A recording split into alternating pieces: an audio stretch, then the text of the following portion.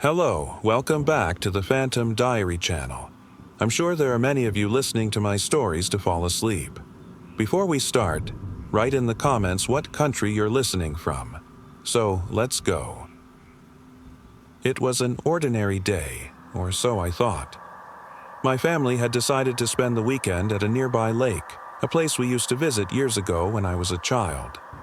I remember the crisp air, the sound of the water gently lapping at the shore, and the quiet seclusion. It was the perfect escape from the chaos of everyday life. We arrived in the late afternoon, the sun sinking low in the sky. My parents unpacked the car while my siblings and I ran toward the water. The familiar smell of pine and damp earth filled the air, and for a while everything felt calm and peaceful. We fished off the dock, laughed, and swam in the cool, clear water. As the sun began to set, we decided to set up camp near the lake. My dad had brought a tent, and we found a spot far from the main area surrounded by thick trees. The fire crackled softly, and we roasted marshmallows and shared stories. It was exactly what we needed, a break from the noise and stress. Around midnight, my parents decided it was time to turn in. I stayed by the fire, wanting to soak in the stillness of the night for just a little longer. The firelight flickered against the trees, casting long shadows. The only sounds were the gentle lapping of the water and the occasional rustle of leaves. I must have dozed off, because the next thing I knew, I was awake and shivering. The fire had burned down to glowing embers, leaving only faint traces of warmth. The forest around me was silent, but there was something off. I sat up, stretching my arms. The air felt colder than before, and there was a strange stillness, like the whole world had stopped breathing. I glanced at the tree line, expecting to see the familiar shape of the tent, but it was gone. In its place was only darkness. At first, I thought maybe my family had gone for a walk or stepped away from the camp, but something didn't feel right. I called out their names, my voice swallowed by the stillness. No response. I stood up, my heart hammering. The night was pitch black, with only the faint glow of the stars to guide me. My breath fogged in the cold air, and the oppressive silence wrapped around me like a heavy blanket. I tried to stay calm, telling myself they were just nearby, maybe searching for firewood or exploring. I made my way toward the tree line, stepping cautiously over the uneven ground. The woods seemed endless, the trees towering above me, their branches twisting in strange, unnatural shapes. The silence grew louder with every step I took. It wasn't until I stumbled across something that I stopped cold, a trail of small bare footprints in the dirt. They were tiny, almost childlike, but there were no children in our group. I followed them for a few steps before the unease turned to terror. The footprints led away from our camp, toward the deeper parts of the forest. "Mom? Dad? Sam? Emma?" I called again, my voice breaking. My knees felt weak as I followed the trail, the strange prints leading me further into the trees. The silence was deafening, and every creak of the branches overhead seemed like it was drawing closer. Finally, I stumbled upon something, a faint light, not from the stars or the moon, but from a source deeper in the woods. It flickered like a distant candle. My stomach sank as I moved closer, my pulse quickening. What I found made my skin crawl. A clearing opened up ahead, and there, in the middle of it, was a figure standing perfectly still. It was cloaked in shadows, its features obscured by the darkness, but I could feel its presence, like something ancient and otherworldly. I froze, unable to look away. The figure didn't move, didn't react, but I could feel its gaze upon me. I wanted to turn and run, but my legs wouldn't cooperate. Suddenly, the figure tilted its head as if examining me. A sharp, dry crack echoed through the forest as it took a slow step forward. I could hear my breath, shallow and ragged, as I watched in silent horror. Then, just as quickly as it appeared, the figure was gone. The light flickered once more and vanished into the darkness. Tears blurred my vision as I turned and ran. The forest seemed endless, but I didn't care. All I wanted was to get back to the camp, back to some sense of safety. I didn't stop until I could see the faint glow of the remaining embers from the fire. When I got there, I found my family. They were unharmed, asleep in the tent as if nothing had happened. They had no memory of waking up in the middle of the night, no memory of wandering into the woods, as if time had folded and they hadn't been touched by whatever had stalked me. To this day, I don't know what I saw, what followed me through those woods. All I know is that I haven't returned to that place. The memories still haunt me, and every time I hear the sound of silence, I'm reminded of that night, when something far beyond explanation walked in the shadows.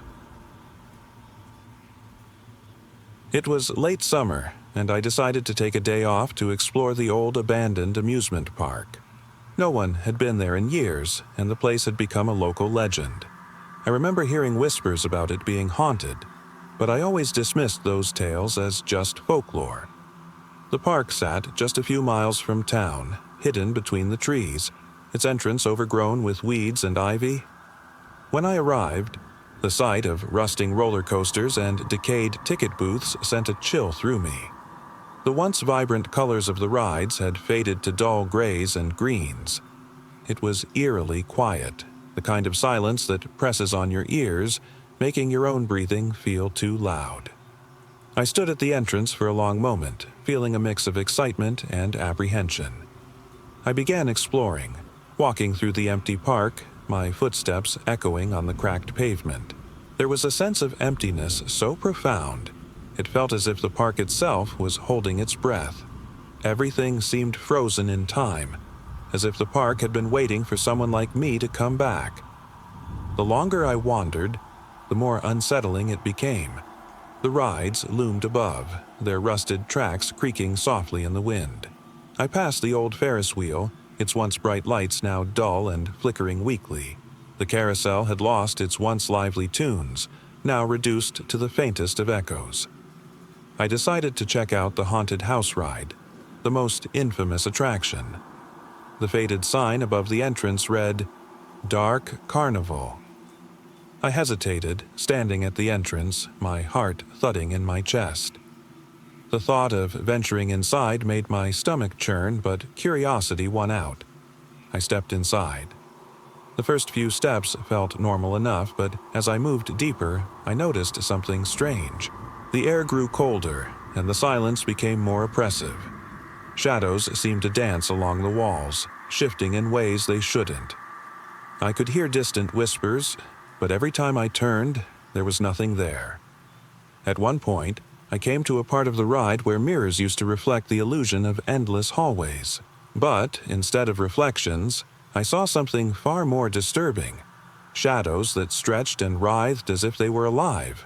My breath hitched, and I quickly turned away, my pulse racing. The further I explored, the more the whispers became distinct. They weren't voices, but something far more sinister. Low, echoing murmurs that seemed to come from inside my own head. I kept walking, trying to shake off the feeling of being watched. The walls around me seemed to pulse faintly, as if the place itself was alive. Suddenly, the ground beneath my feet shifted. I stumbled forward and fell, landing hard. As I scrambled to my feet, I saw something on the floor. A black handprint, impossibly large as if made by something inhuman. My stomach twisted as I realized the prints led deeper into the maze of the haunted house. Terror gripped me, but I couldn't bring myself to turn back. The shadows felt closer now, watching, waiting. I pressed on, hearing the whispers growing louder, more insistent. It was as if whatever was there was feeding off my fear. Finally, I emerged from the dark maze and found myself back in the open air, beneath the pale light of the moon. I took a deep breath, trying to steady myself, but the feeling of being followed didn't fade. I glanced back toward the entrance of the haunted house. The whispers were now louder, as if they were surrounding me. Then I saw it, a figure standing motionless by the entrance, its face obscured by shadows. It wasn't human. Its eyes glowed faintly, a faint, otherworldly light that seemed to pierce through the darkness. I ran. I didn't look back. I sprinted toward the exit, every step feeling like it might be my last. The figure didn't follow, but I could still hear the whispers in my ears, clearer than ever. The next morning, I drove past the park on my way home. The place seemed just as desolate as before, but something felt different. The whispers still echoed in my head, and I swear I could hear them even now, as if whatever I encountered had found a way into my mind, and I could never escape it. The air was thick with the smell of salt and the distant sound of waves crashing against the shore. It was a calm evening when my friends and I decided to take a spontaneous trip to the beach. The sun was just beginning to set, casting long shadows across the sand as we arrived. We parked near the shore, the tires crunching softly on the gravel.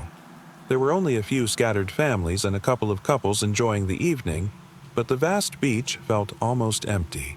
The horizon stretched endlessly, the ocean in front of us glowing with the fading light of the day. We set up a small bonfire, sitting on the warm sand, the flames flickering and casting dancing shadows. The sound of the waves was soothing, and the cool breeze carried the smell of the sea. For a while, everything felt perfect. It was one of those simple moments you cherish. Good company, good weather, and nothing but the vast ocean around you. As the night deepened, we got lost in conversation, laughing and sharing stories. Time slipped away. At some point, I noticed the others had fallen into a comfortable silence, gazing out at the water. I turned to look at them, but something felt off.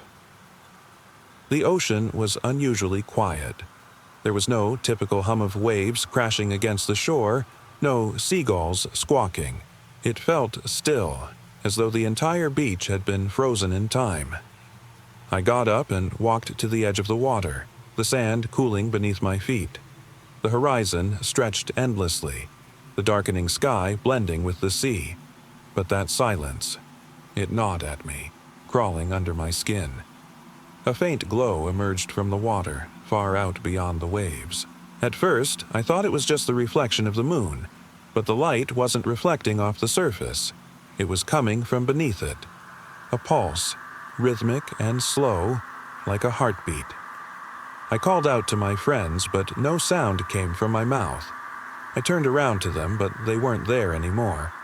I was alone. Panic set in as I turned back to the ocean. The glow was closer now, stretching closer to the surface. I could see it more clearly, an unnatural, eerie light that seemed to come from something below.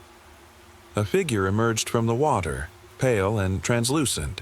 Its face was obscured, its body skeletal, almost ghost-like. It didn't move like a living thing. It glided toward me with a slow, unsettling grace, the light from beneath its form illuminating the dark waters. I stood frozen, unable to breathe, unable to look away. The creature came closer, and I could feel its presence invading my mind, as if it had seen straight through me. The air was thick, and the sound of the waves had vanished entirely. In that moment, I realized I wasn't alone anymore. The figure stopped, its shadow stretching toward me. But it didn't speak. It didn't need to. I could feel the weight of its gaze, its intent, silent and suffocating. I tried to move, to run, but my body wouldn't respond. Then, as suddenly as it had appeared, the figure dissolved into the water, vanishing without a trace. The ocean returned to its restless state, waves crashing against the shore once more. The sound returned, but it no longer felt familiar. The beach was empty again, and my friends had never been there. I stood there, heart racing, staring at the vast, dark ocean. Alone. Whatever had come from the water was gone, but I knew it hadn't left. It had taken something with it, something I couldn't explain, and I was left wondering if it would ever come back. It was a late afternoon when I found myself walking through an unfamiliar forest. The dense trees stretched endlessly, their branches arching over the narrow trail, casting long, wavering shadows that danced in the fading light. The forest was eerily quiet. No birds, no rustling leaves, just the crunch of my boots on the dirt path. I wasn't supposed to be here. I'd gotten lost after taking a wrong turn while hiking alone. My phone had died hours ago, and now the sun was dipping below the horizon, leaving the forest in an unnatural twilight. My heart pounded as I tried to find a way back, but the trail seemed to have vanished, leaving only a maze of trees and endless undergrowth. As the sky darkened, a chill swept through the trees. I shivered, wishing I'd brought a jacket. The quiet was becoming suffocating, oppressive. Something about it felt wrong. The wind had stopped entirely, and the usual rustling of leaves was replaced by an eerie stillness that felt almost alive. I stumbled upon an old cabin, its roof caved in and windows broken, almost blending into the surrounding woods.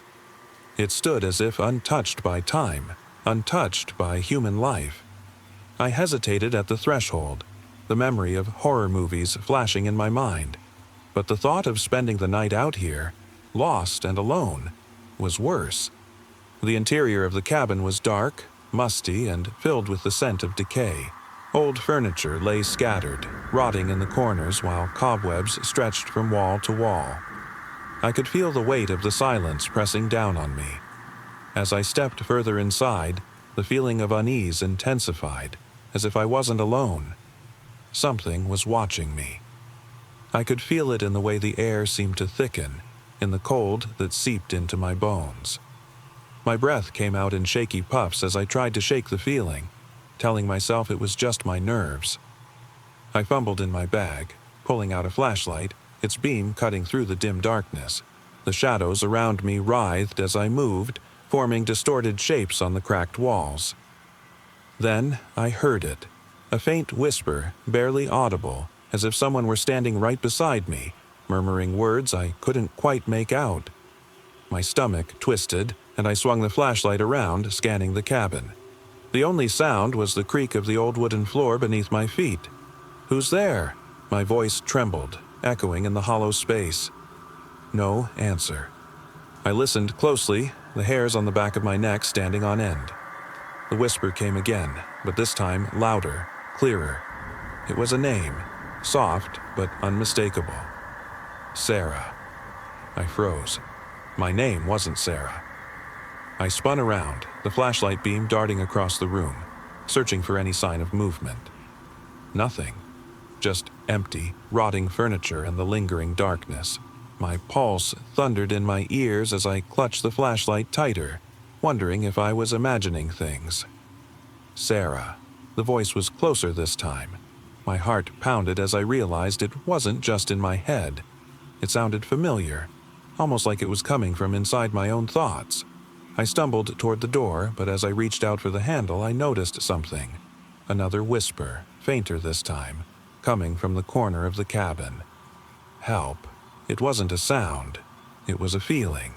A presence in the room, as if something was leaning over my shoulder, breathing cold air into my ear. I spun around again, but there was no one there.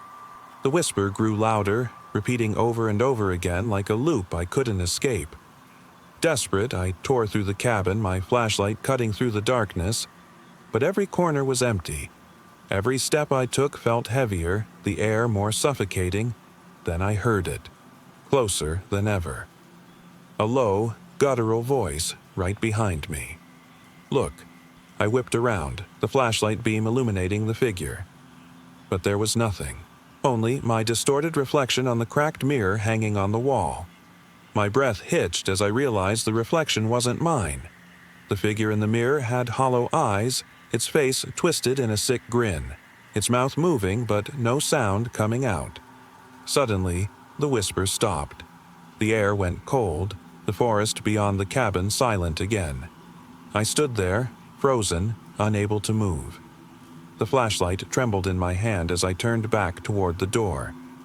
As I pushed it open and stepped out into the fading light, I could feel something behind me. The whisper had vanished, but the echo of my name still hung in the air. It wasn't over. I've always loved hiking and spending time in nature. It was one of those things that grounded me, being out in the woods, away from the noise of the world. A few weeks ago, my friends and I decided to explore a trail we hadn't been on before. It wasn't too far from town, but far enough that we figured we'd have it to ourselves. The day was perfect. Clear skies, the sun warming our backs as we hiked deeper into the woods. We made our way to a secluded clearing, nestled between towering trees. It was peaceful. Birds chirped, and the wind whispered through the leaves, carrying the scent of pine. We set up camp near a stream, took off our backpacks, and stretched out, content to take in the beauty of the forest. As the sun began to dip lower, casting long shadows across the trees, we gathered around the fire we'd built. The crackling sound of the flames was soothing, and we all felt at ease, joking and sharing stories. I didn't realize how dark it had become until one of my friends pointed up at the sky. "It's almost pitch black," she said, squinting upward. We all looked at each other, the laughter fading into a heavy silence. None of us had expected how fast the night would fall. The forest seemed to absorb the fading light, leaving us in complete darkness, save for the fire. Then, something shifted. I wasn't sure if it was the stillness of the forest or the creeping sensation in the pit of my stomach, but I couldn't shake the feeling that we were no longer alone. I didn't want to alarm my friends, so I brushed it off, telling myself it was probably just the wind rustling the leaves or my imagination playing tricks. But then I heard it. A faint, unnatural noise coming from deeper in the woods.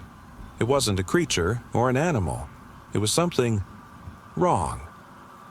I grabbed my flashlight and shone it toward the source of the noise. The beam cut through the trees, but there was nothing there, just more blackness. My friends noticed my unease and asked if I was okay. I hesitated, not wanting to sound crazy, but my voice came out shaky as I answered. "There's something out there." One of my friends scoffed. "It's probably just a deer or something." I wanted to believe that, but it didn't feel like an animal.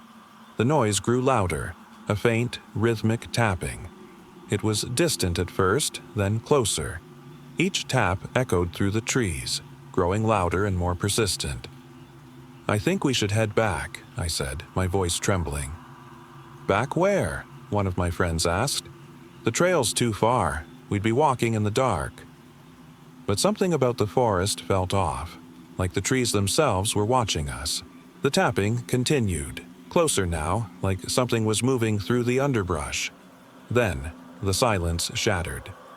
A figure emerged from the trees, moving in a way that wasn't human. Its form was elongated, almost unnatural, and it moved without making a sound.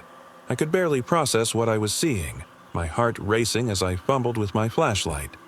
The beam hit it, and that's when I saw its face. No eyes, no mouth, just a hollow black void where a face should have been. It stood there, unmoving, watching us. I couldn't breathe.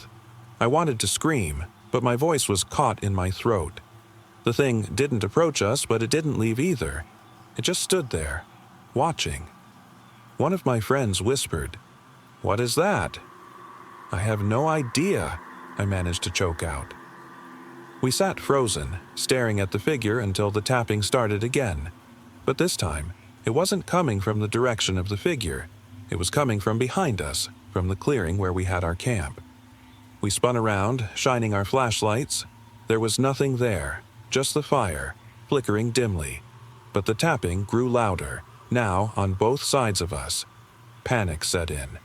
We grabbed our things and ran, not looking back, not stopping, until we reached the trail. The figure never followed us, but the sounds didn't stop. They still echo in my mind. Even now, as I sit here writing this, I keep wondering, what was that thing? And why didn't it come after us? It was just a normal weekend at my family's cabin by the lake. No guests, no visitors, just me, my brother, and our parents. We'd been coming here for years, so the routine was always the same. Lazy days by the water, campfires, and card games. Nothing out of the ordinary. At least, that's what I thought. The first day was peaceful. We set up by the dock, swam in the cool water, and ate dinner under the stars. By nightfall, the only sounds were the distant call of loons and the crackling fire. But as I lay in the small tent we'd pitched, something didn't feel right. The woods were always quiet at night, but that night they seemed too quiet. At first, I told myself it was just the usual overactive imagination that kicked in when you were isolated like this. But something felt off, like I wasn't alone. I sat up, straining to hear anything. The usual sounds of wildlife had vanished. The wind wasn't moving through the trees. It was too still. I finally gave up trying to sleep and unzipped the tent to step outside. The full moon lit up the trees, casting long shadows across the ground. I glanced around, but there was nothing out of place. My brother's tent was still standing a few feet away, and my parents' cabin was just visible beyond the trees. The whole property was dark and peaceful, as it should have been. But as I stood there, listening to the silence, I saw something. A shadow, not quite human, not quite anything else, moving through the trees. It wasn't an animal, at least nothing I recognized. It was too tall, too thin, and moving unnaturally slow. I froze, heart pounding. The figure didn't seem to notice me. It just continued to drift deeper into the forest, blending with the darkness. I wanted to run, but my legs felt frozen in place. I stared until it was gone, swallowed by the woods. When I finally returned to the tent, I told myself it had to be my imagination. There was no way something real could have been out there. I stayed awake the rest of the night, every creak of the cabin, every shifting branch outside, making my pulse spike. The next morning, my brother woke up and greeted me as usual. "Did you hear anything last night?" I asked hesitantly. He frowned, scratching his head. "Now that you mention it, yeah. I thought I heard something, but I didn't want to wake you up. It was like footsteps, right?" I felt the blood drain from my face. "Footsteps?" "Yeah," he said. "They weren't from us. Sounded like something walking through the woods, slow and dragging. Like someone was lost out there." We stared at each other, our shared unease growing. We checked around the cabin, searched the property, but there was nothing. No footprints, no signs of anyone passing through. It was just us, surrounded by silence once again. That night, we kept the fire burning and stayed close. The woods felt darker, emptier. The cabin, once familiar and safe, now seemed distant and unreachable. Every sound, a branch cracking, a distant rustle, sent chills down my spine. Around midnight, I couldn't take it anymore. I had to check again. I left the tent, walking to the edge of the trees where the shadows seemed thickest. This time, I saw it. A pale figure, even taller than before, standing just beyond the tree line. Its eyes were dark, hollow, and it tilted its head slowly as if it could feel my gaze. I held my breath, unable to look away. It took a slow step toward me, and I realized with a jolt, it wasn't walking like a person. Its legs were bent at impossible angles, as though its bones didn't move naturally. Panic surged through me, but I couldn't move. I watched as it drifted closer, and then, without warning, it vanished into the trees. I didn't sleep the rest of the night.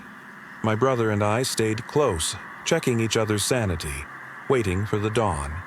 When the sun rose, we packed up and left. To this day, I still wonder what we saw. I've tried to explain it away. Maybe it was an animal, maybe my imagination. But deep down, I know it wasn't. Whatever it was watching us, waiting, and I'm not sure if it ever really left. It was an early spring day, and I was driving alone on a remote country road. The landscape stretched out around me, fields of tall, golden grass swaying gently in the breeze. The road twisted and turned through empty stretches of land, the occasional farmhouse appearing in the distance before disappearing again. I wasn't in any rush. It had been a long week, and I figured a quiet drive was just what I needed to clear my head. My car's engine hummed softly, and the only sounds were the tires on the road and the occasional chirping of birds. About an hour into the drive, I noticed something strange. At first, I thought it was just my imagination, another farmhouse far off in the distance. But as I got closer, I realized it wasn't a farmhouse at all. It was an old, wooden structure, half buried in weeds and overgrown trees. The roof was caved in, windows shattered, and the whole thing seemed to lean at a strange angle, like it had been there for decades, forgotten by time. I slowed down, curiosity getting the better of me.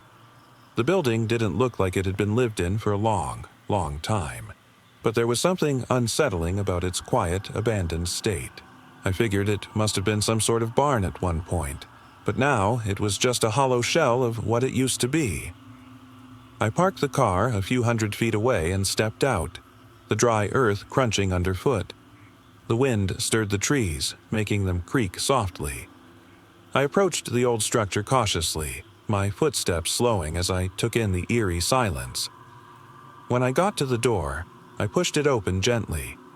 Dust and cobwebs hung in the air, and the stench of decay was thick. It smelled like something had died in there and never been removed. My flashlight flickered to life, casting long shadows across the interior. Inside, the place was a mess. Rotting beams, broken furniture, and scattered debris. But what caught my attention was something on the far wall, something I hadn't noticed until I moved deeper into the barn. It was a photograph, nailed crookedly to the wood. The image was yellowed with age, almost too faded to make out, but I could tell it depicted a family, 2 parents and 3 children, standing in front of the barn with smiles frozen on their faces. My stomach twisted. I hadn't expected to find anything like this. The faces in the photograph looked familiar, but I couldn't place where I'd seen them before. I glanced around the room, running my flashlight beam over the clutter.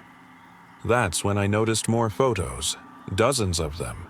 Old family portraits, wedding pictures, vacation snapshots, all of them nailed to the walls. The people in the photos seemed to watch me, their smiles distorted, eyes fixed on something just beyond the frame. The air grew colder, and I felt the weight of their gaze pressing down on me. I stumbled back, my hand shaking as I tore my eyes away from the photographs. My light flickered again, casting long shadows that twisted and stretched unnaturally. Then I heard it, a faint whisper, soft, almost inaudible, like someone was right behind me. I spun around, but there was nothing. The whisper came again, closer this time, like a breath in my ear. My heart pounded as I slowly turned back to the photos. That's when I noticed something I hadn't before. The people in the photographs weren't just staring at me, they were moving. Ever so slightly, their faces contorted, their expressions shifting from smiles to something darker. The eyes that had once looked joyful now seemed hollow, empty, as if they were gazing at something beyond the frame. The shadows in the room deepened, and I realized they weren't shadows at all. They were moving, like they were stepping out from the photographs. Panic surged through me as I bolted for the door. My flashlight flickered, casting strange, flickering shadows across the doorway. The whispers grew louder, surrounding me from all sides, their faint murmurs growing into distorted echoes. I didn't look back. I sprinted to my car, heart racing, and slammed the door shut behind me. As I sped away down the empty road, I could still feel those hollow eyes staring at me from inside the barn. I don't know who or what they were, or why they were trapped in those photos, but I'm sure of one thing. They're still there, waiting.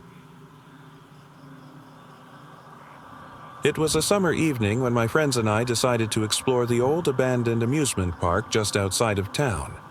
The place had always been off limits, but rumors had circulated for years about how eerie it had become after being shut down. Overgrown with weeds, faded signage, and cracked pavement stretching as far as the eye could see, the park was a relic from a time long gone. We figured we'd go check it out, just for the thrill of it. The sun was setting as we made our way through the rusting entrance gates. Everything about the place felt surreal. The Ferris wheel, once a shining beacon of joy, stood now as a towering, skeletal structure swaying gently in the breeze. Most of the rides were broken or tilted at odd angles, their once bright colors dulled and faded by years of neglect. We wandered further into the park, snapping photos, laughing and making jokes about how haunted it probably was. The air was thick with the smell of damp wood and mildew, and the wind carried the creaking sounds of metal swaying. Even the smallest things, the chirping of insects, the soft rustling of leaves, felt amplified, as if the silence of the park had grown too loud. At some point, we decided to split up. It wasn't exactly planned, but we were curious to explore more, and with no cell service, it didn't matter much.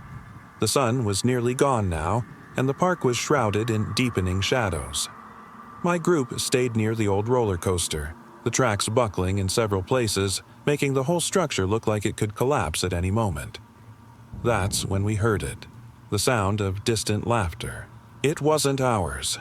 It was coming from further inside the park, echoing through the hollow spaces between rides and buildings. I froze, the laughter sharp and unsettling, like it didn't belong here. "What the hell?" I whispered, glancing at my friends. They shrugged it off as more of the creepy ambiance, but something in the sound felt wrong. Like it wasn't the playful kind of laughter you expect in an amusement park. It was hollow, distorted, as if coming from something that shouldn't be alive. We stood there, unsure, but before we could move, we heard it again. Closer this time. Louder. The sound seemed to be circling the park, following us without ever appearing. The chill in the air grew stronger, and the excitement that had been buzzing earlier was replaced by a growing sense of dread. "Let's head back," someone said, their voice quivering. We all agreed, eager to leave, but as we began walking, the laughter came again. This time, it wasn't just one sound. It was multiple voices. They echoed all around us, overlapping, as if we were surrounded.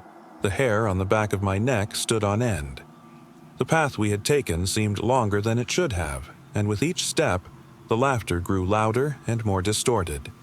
Shadows danced in the fading light, shifting unnaturally in ways that no wind or movement could create. Then came the creaking of the Ferris wheel. It was slow at first, like something winding itself into motion, but we didn't hear the sounds of it turning, only the groans of metal under unseen pressure. Suddenly, it stopped. The laughter had ceased entirely. We turned around, breath catching in our throats. Standing beneath the giant wheel, framed in the dim light, was a figure, tall, pale, and eerily still. Its face was obscured by a tattered hood, but there was no mistaking the outline of its form. It didn't move, didn't blink, just watched us, waiting. We didn't stay long enough to figure out what it was. We ran, heart pounding, sprinting through the park as fast as we could, the echoes of our own footsteps and the distant laughter still ringing in our ears. We never looked back. I've always loved the ocean. There's something about the vastness of it that feels both calming and terrifying at the same time. It was a clear summer evening when I decided to take a solo trip to the coast, something I did occasionally when I wanted to clear my mind. The beach was nearly empty, just the way I liked it, except for a few distant figures walking along the shore. I parked my car at the edge of the cliffs and made my way down to the sand. The salty air filled my lungs, and the sound of waves crashing against the shore was strangely soothing. I walked along the shore, the soft sound of my footsteps mixing with the distant roar of the ocean. The sun was dipping lower, casting long shadows across the sand. As I walked further down the beach, I noticed something unusual. There, near the water's edge, was a figure standing still. At first, I thought it was someone watching the waves, but there was something off about them. The figure wasn't moving. I approached cautiously, the soft crunch of the sand underfoot growing louder as I got closer. It wasn't until I was just a few feet away that I could see them clearly. It was a woman, standing with her back to me, her long, flowing hair trailing down her back. The waves crashed around her, but she didn't flinch. "Excuse me," I called out, my voice barely above a whisper. She didn't move. I took another step closer, my heart starting to race. There was something eerie about the way she stood there, motionless, as though she wasn't part of the world. Her shoulders were slack and she didn't seem to notice me. As I reached out to touch her gently, her head turned slowly, almost mechanically towards me. Her face was pale, her eyes hollow and void of any life. My stomach twisted into knots as I stumbled back a few steps. "Who are you?" I asked, but she didn't speak. She simply stared at me, her expression blank. A cold breeze swept across the shore, carrying with it a faint, mournful wail from the distance. The woman remained still, staring at me with those lifeless eyes. I couldn't look away, my body frozen in place. Then, without warning, she turned and started walking into the ocean. The waves swallowed her, the water rising higher, consuming her figure completely. My heart pounded as I stood there, unable to move or speak. When I finally regained my senses, there was no sign of her. The beach was empty again, as if nothing had happened. I stood there for what felt like hours, staring out at the horizon, trying to make sense of what I had just witnessed. I've never gone back to that beach since. It was the last day of my trip to the mountains. I had spent the past week hiking, exploring remote trails and basking in the beauty of nature. No phone signal, no distractions, just the sound of the wind through the trees and the occasional rustle of leaves. It was peaceful, at least during the day. On my final evening, I decided to take one last walk down to a secluded pond deep in the forest. The air was cool, and the sky was a deep, inky black. The trees stretched high above, casting long shadows that made it feel like the world was shrinking around me. The walk to the pond wasn't long, but it was quiet. Too quiet. I could feel the isolation, the stillness pressing against my chest. It felt as though the world had been hushed just for me. I reached the pond, which glimmered under the dim light of the stars reflecting off the water. I sat down on a rock, letting out a long breath. As I stared into the still pond, something shifted in the water's surface. A ripple formed, spreading outward in slow waves. I leaned in closer, my reflection breaking apart with each wave. But then something else appeared, something underneath the surface. At first, it looked like just another reflection, distorted by the ripples. But then I saw it. Two pale, lifeless eyes staring back at me from the depths. I stumbled back from the water, my breath catching in my throat. My heart pounded in my chest as I watched those eyes slowly rise from the depths. The figure emerged slowly, its movements awkward, unnatural. It was pale, its skin wrinkled and damp like it had been submerged for years. But it wasn't just a reflection. It was real. The figure didn't step fully out of the water. It hovered just above the surface, those hollow eyes still locked onto mine. I wanted to scream, but no sound came. I stumbled backward, my feet slipping on the loose dirt. The figure didn't move, didn't chase me, but its gaze never wavered. I ran, heart racing, lungs burning with every step. The forest around me seemed alive, the trees stretching their branches toward the ground like clawed hands. I didn't stop until I was back at my campsite, my chest heaving. The echo of those hollow eyes burned into my mind. The next morning, I returned to the pond one last time, but there was nothing there. Just the still water and the empty forest. Whatever I saw, whatever that thing was gone. But I couldn't shake the feeling that it was still watching me, hidden somewhere deep in the shadows of the woods. I had always been fascinated by the old house at the end of the street. It was a place I passed every day on my way home from school, its faded, peeling paint and overgrown yard standing out from the otherwise ordinary suburban neighborhood. No one lived there, or at least no one who was ever seen. The house seemed to exist in a quiet, unsettling limbo, untouched by time. One day, I found myself walking past it again, the sun sinking low behind the horizon. Curiosity got the better of me, and before I knew it, I found myself at the front gate. The rusted hinges creaked as I pushed it open, the weight of years shifting as the gate groaned in protest. I stepped into the yard, the grass crunching beneath my feet. The house loomed in front of me, its windows dark and lifeless. I had always heard stories about that house. Whispers of strange sounds, of lights that flickered in the night, of shadows that moved in the windows when no one was supposed to be there. But I never believed in such things, at least not until that day. I approached the front door, the air thick with dust and the faint smell of decay. I placed my hand on the doorknob, but it didn't turn. The door was locked.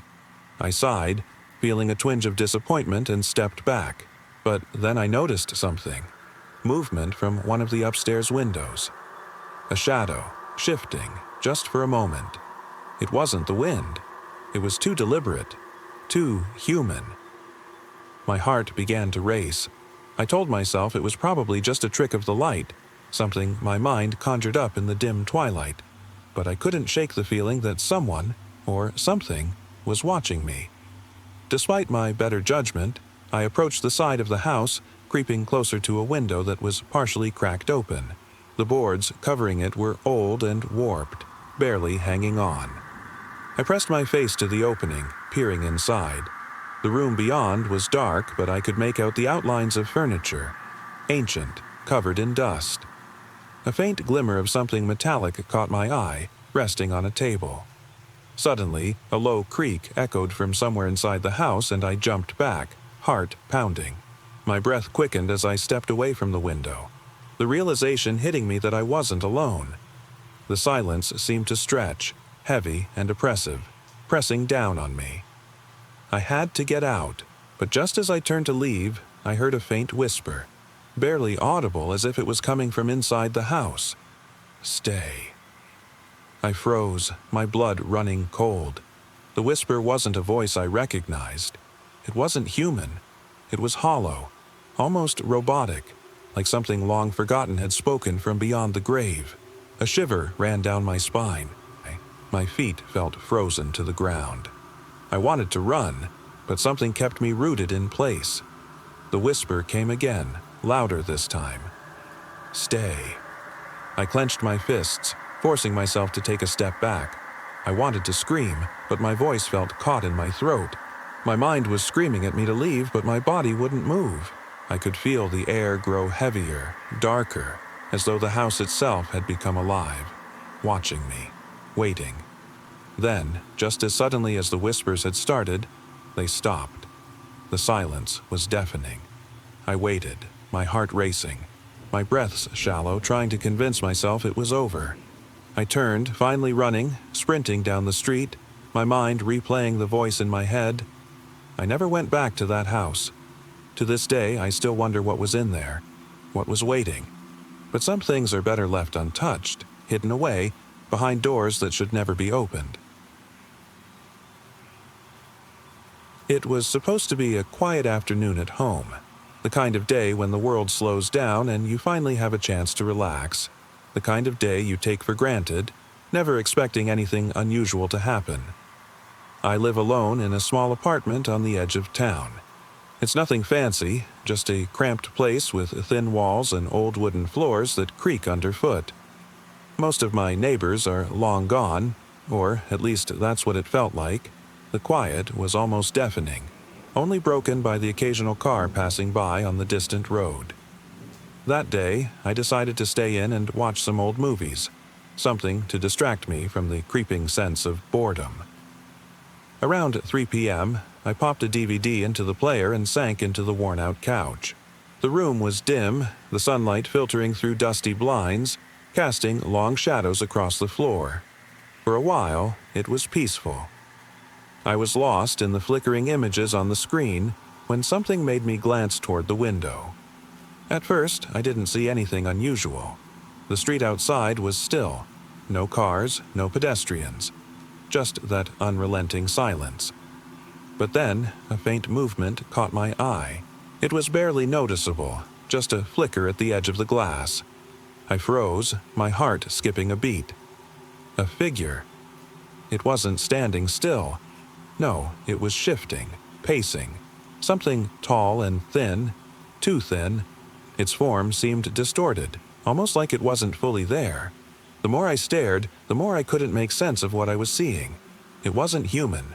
I wasn't even sure it was real. My gut told me to look away, but I couldn't. I was locked in place, unable to move, the figure growing clearer with each passing second. Its face, if it had one, was blank, just an empty expanse where eyes should have been. It didn't blink, it didn't breathe, then it tilted its head toward me, as if it could sense my gaze. My pulse quickened. I felt exposed, like it could see right through me. I wanted to look away, but my body wouldn't cooperate. I felt paralyzed by some invisible force. The figure raised one long, spindly arm, its fingers dragging against the glass. I could hear the faint scratch like nails on a chalkboard, but it wasn't loud.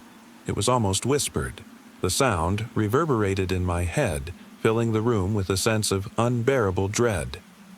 Tears stung my eyes, but I couldn't tear my gaze away. The figure moved closer to the window, its form bending, folding in strange, unnatural ways. Its steps were slow, deliberate, as if it were studying me. The closer it got, the less it resembled anything human. Then, as suddenly as it had appeared, it stopped. Its head tilted even farther, as if inspecting me from afar. I could feel its gaze burrowing into my soul. It didn't blink, didn't move. Time seemed to stretch. My breath was shallow, my hands trembling. The silence in the room had become oppressive, like a heavy weight pressing down on me. Then it spoke, or rather, it didn't. I heard no words, no sound at all, but somehow I understood what it was saying. The message was clear. You can't escape. In that moment, I felt something shift inside me. The figure didn't need to speak. It wasn't just standing there. It had crossed over somehow, into my world. It knew I couldn't run. I could feel its presence in my very bones, a suffocating, malignant force that had no intention of leaving. I knew, without a doubt, that it was watching me, waiting. I don't know how long I sat there. Hours, maybe. Eventually, the figure retreated, vanishing into the shadows. The silence remained, but the sense of its presence lingered, like a breath on my neck. I never saw it again, but I know it's still there, waiting. It was a quiet evening, and I decided to take a walk through the old cemetery. The thought of it used to make me uneasy, but over the years, I'd grown used to its stillness. It was nestled at the edge of town, surrounded by trees that loomed over the grave markers like silent sentinels. I used to come here whenever I wanted solitude, away from the noise of daily life. That night, something felt off. Even though I'd walked these grounds countless times, the air felt heavier, thicker. The sky was overcast, casting everything in a dim gray light. I didn't see another soul around, which wasn't unusual. The place had long since fallen into disuse. The graves seemed older than I remembered, some barely legible, the inscriptions worn away by time. As I wandered through the rows, something caught my attention. Faint whispers, too quiet to make out but insistent. I strained my ears, expecting to hear nothing but silence, yet the whispers grew louder. Not words, just hushed murmurs as if someone was close, though I couldn't see anyone. I tried to shake it off, thinking maybe the wind was playing tricks on me. But the hairs on my neck stood up. The cemetery had always been quiet, peaceful, but tonight it felt like I wasn't alone. Then I saw him, or rather, it. At first, it was just a figure in the distance, blending with the shadows. A man, or at least I thought it was a man.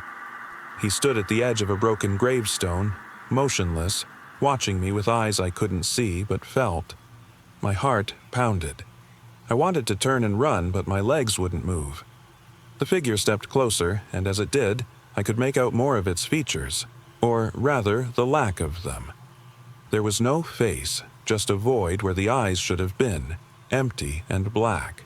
It wasn't human, not anymore. My breath hitched, and I realized I couldn't look away. The whispers were louder now, surrounding me, growing more insistent. The figure raised its hand, reaching toward me, and I felt something inside me snap. I turned and ran as fast as I could, my heart hammering in my chest. The graves blurred past me, the whispering growing louder, more urgent. I didn't dare look back, but I could feel its presence closing in. I didn't stop until I reached the edge of the woods, my legs giving out beneath me. I collapsed against a tree, trembling, waiting for something to happen. But the figure never followed. I sat there for what felt like hours, unable to move, unable to speak. The whispers faded, leaving only the silence. When I finally got to my feet and looked back, the cemetery was empty. The figure was gone, as if it had never been there. I don't know what it was, and I'm not sure I want to know. I haven't returned to the cemetery since. It was an ordinary Saturday morning when my friends and I decided to take a trip out to an old lake, tucked away from civilization. We were looking for something remote, peaceful, a way to escape the noise of daily life. The drive was long, and as we got further from the city, the landscape changed from paved roads to dusty trails and towering trees. The lake itself was beautiful, serene, surrounded by dense forest. We'd read about it online, something about its still, clear waters and the promise of tranquility. The plan was simple: hike around the lake, find a nice spot to set up camp, and spend the day swimming, fishing, and lounging by the shore. When we arrived, we were the only ones there. It felt like we had the entire lake to ourselves, the kind of solitude you only find when you're far away from everything. We unpacked our gear and set up camp, the sound of birds and the rustling of leaves the only things breaking the silence. As the sun dipped lower and the air cooled, we went to the shore to relax. The lake was calm, the water reflecting the orange glow of the sunset. We joked and laughed, tossing pebbles into the water, the sound echoing in the stillness of the woods. It was the kind of peace we'd all been craving. But that peace didn't last. It started with a noise, a distant, hollow thump. At first, I didn't think much of it. Maybe it was an animal or just the wind carrying strange sounds from deeper in the forest. But as the evening wore on, the thumping became more distinct, more deliberate. It wasn't fading away either. It seemed to be getting closer. I glanced at my friends, their faces mirroring my unease. None of us said anything at first, not wanting to ruin the atmosphere. But the thumps persisted, and now I could hear something else. Soft whispers, barely audible, carried on the breeze. The hairs on the back of my neck stood up. One of my friends, Sam, broke the silence. "Did you guys hear that?" We all nodded, uneasy. The sound was closer now. Too close. It wasn't just in the distance anymore. It was almost as if whatever was making those sounds was right there, just out of sight. We tried to convince ourselves it was probably an animal, maybe a deer or some other forest creature. But whatever it wasn't leaving. The thumping was steady, relentless, and the whispers felt like they were growing louder. "Let's go check it out," Sam suggested, his voice trembling slightly. None of us were particularly eager, but curiosity outweighed our fear. We gathered our flashlights and followed the sound deeper into the woods. The trees became denser, the air cooler, and the silence seemed to press in on us. The whispers were unmistakable now, low and guttural, spoken in a language I couldn't recognize. It was almost like they were speaking directly into my head, as if they knew I could hear them. Suddenly, the thumping stopped. The forest became eerily still again, and for a moment I thought we'd lost whatever had been making the noise. But then, just as I was about to speak, I heard it, the sound of footsteps. Not ours. These steps were slow, deliberate, and there were far too many of them. We stopped in our tracks, shining our flashlights into the trees, but there was nothing, no one there. Yet the footsteps continued, growing louder, as though they were circling us, closing in. Then, out of the corner of my flashlight beam, I saw them, shadows, dozens of them, moving through the trees. They weren't human, not exactly, more like distorted shapes, figures with no faces, no features, just black voids where they should have been. They didn't run. They glided through the forest with an unnatural, fluid grace. We couldn't speak. We couldn't move. The shadows drew closer, closing the space between us. I could feel their presence, their gaze upon us, even though there was nothing to see. It was as if they were pulling us in, whispering promises of silence and darkness. The forest seemed to breathe, the trees swaying gently as if they too were part of whatever was watching us. I felt as though I was being drawn towards something beyond comprehension. Then, as suddenly as they appeared, the shadows vanished, leaving only silence. We stood there, frozen in place, the echoes of their whispers still ringing in my ears. It wasn't until we realized that the lake, once visible through the trees, was no longer in sight. We had wandered too far into the woods, far from where we had set up camp. Panic set in as we realized we were lost, but deep down, I knew whatever had followed us would never leave, at least not entirely. It was supposed to be a simple evening drive, the kind of drive that takes you out of the city and into the quiet, unfamiliar outskirts where there's nothing but endless fields and trees stretching out to the horizon. I had always enjoyed these drives, away from the noise, away from everything familiar.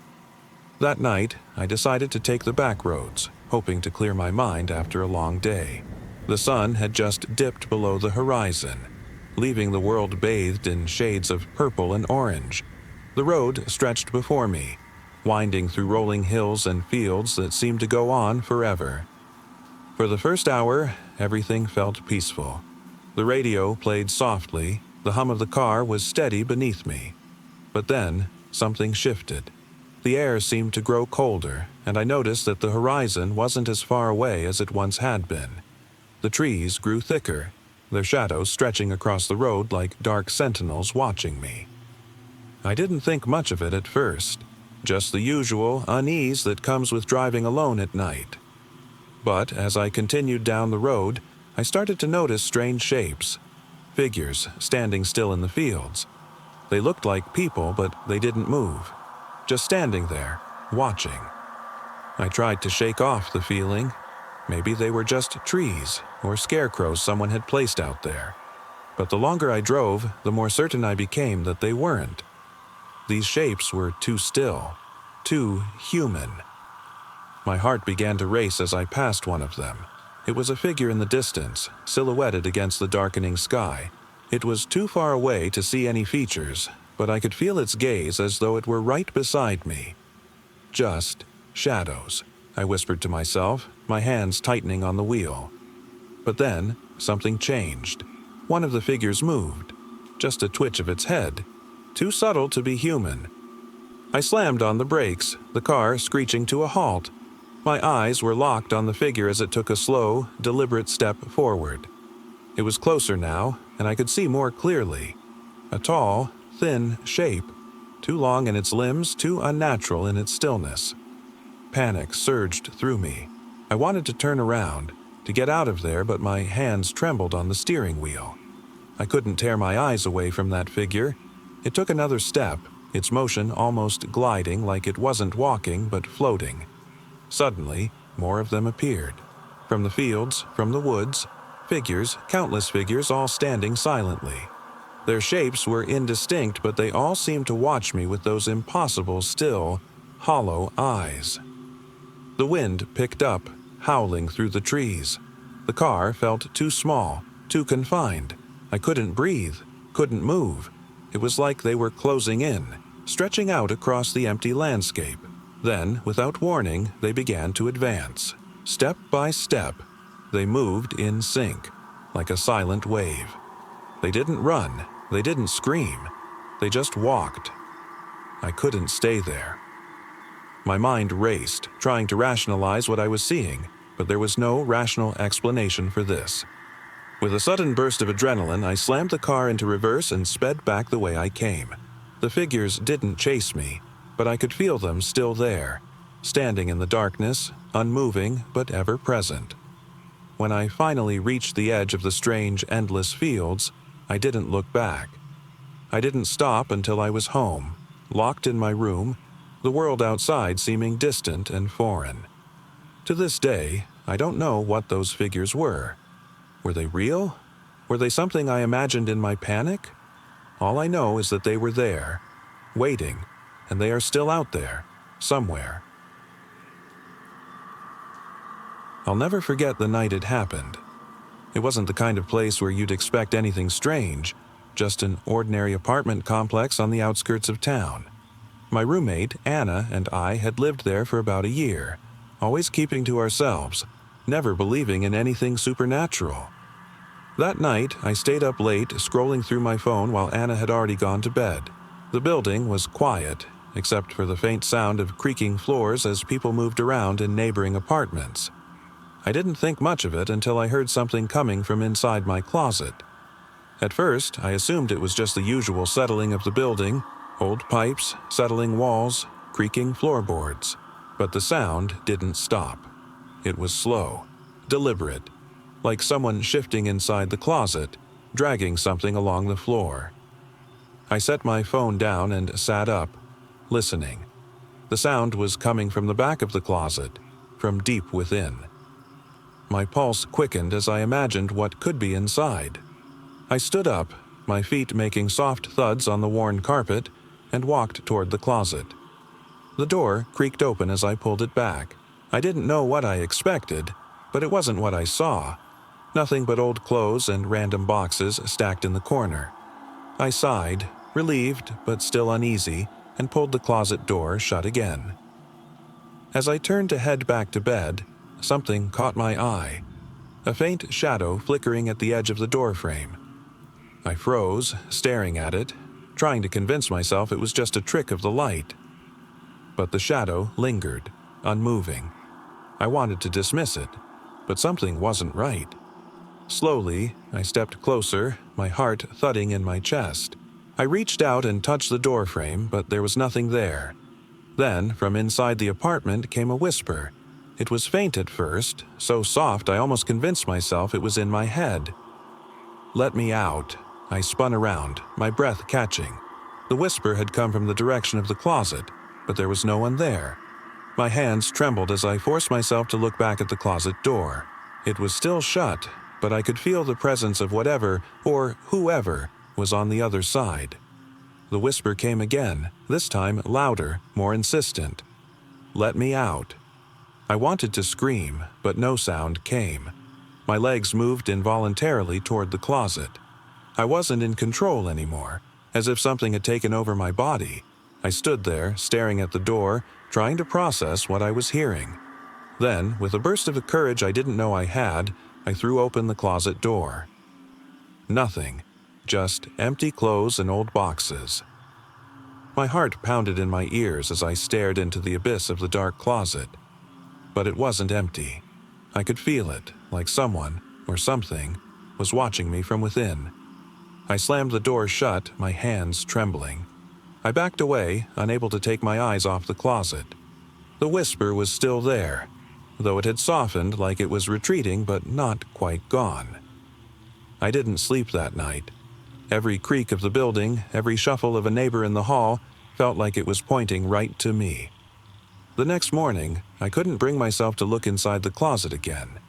I told Anna what happened, but she didn't believe me.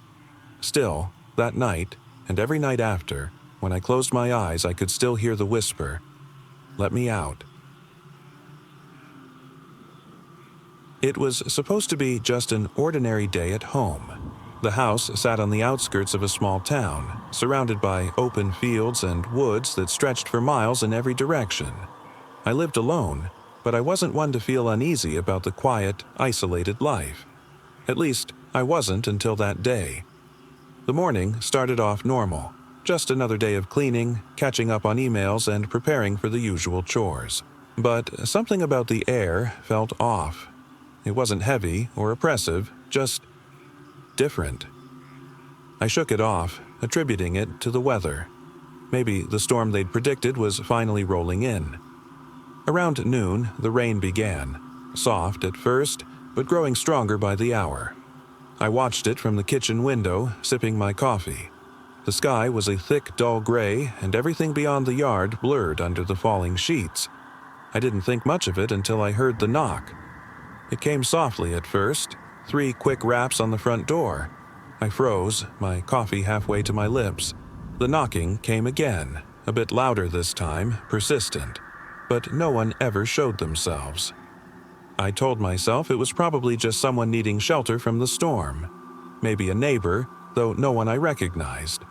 I stood in front of the door, heart hammering, and cracked it open just a little. No one was there. I peered outside into the rain, but the porch was empty. There was no one around, just the relentless downpour and the empty, soaking fields beyond. I checked the locks and decided to ignore it. Must have been my imagination, I told myself.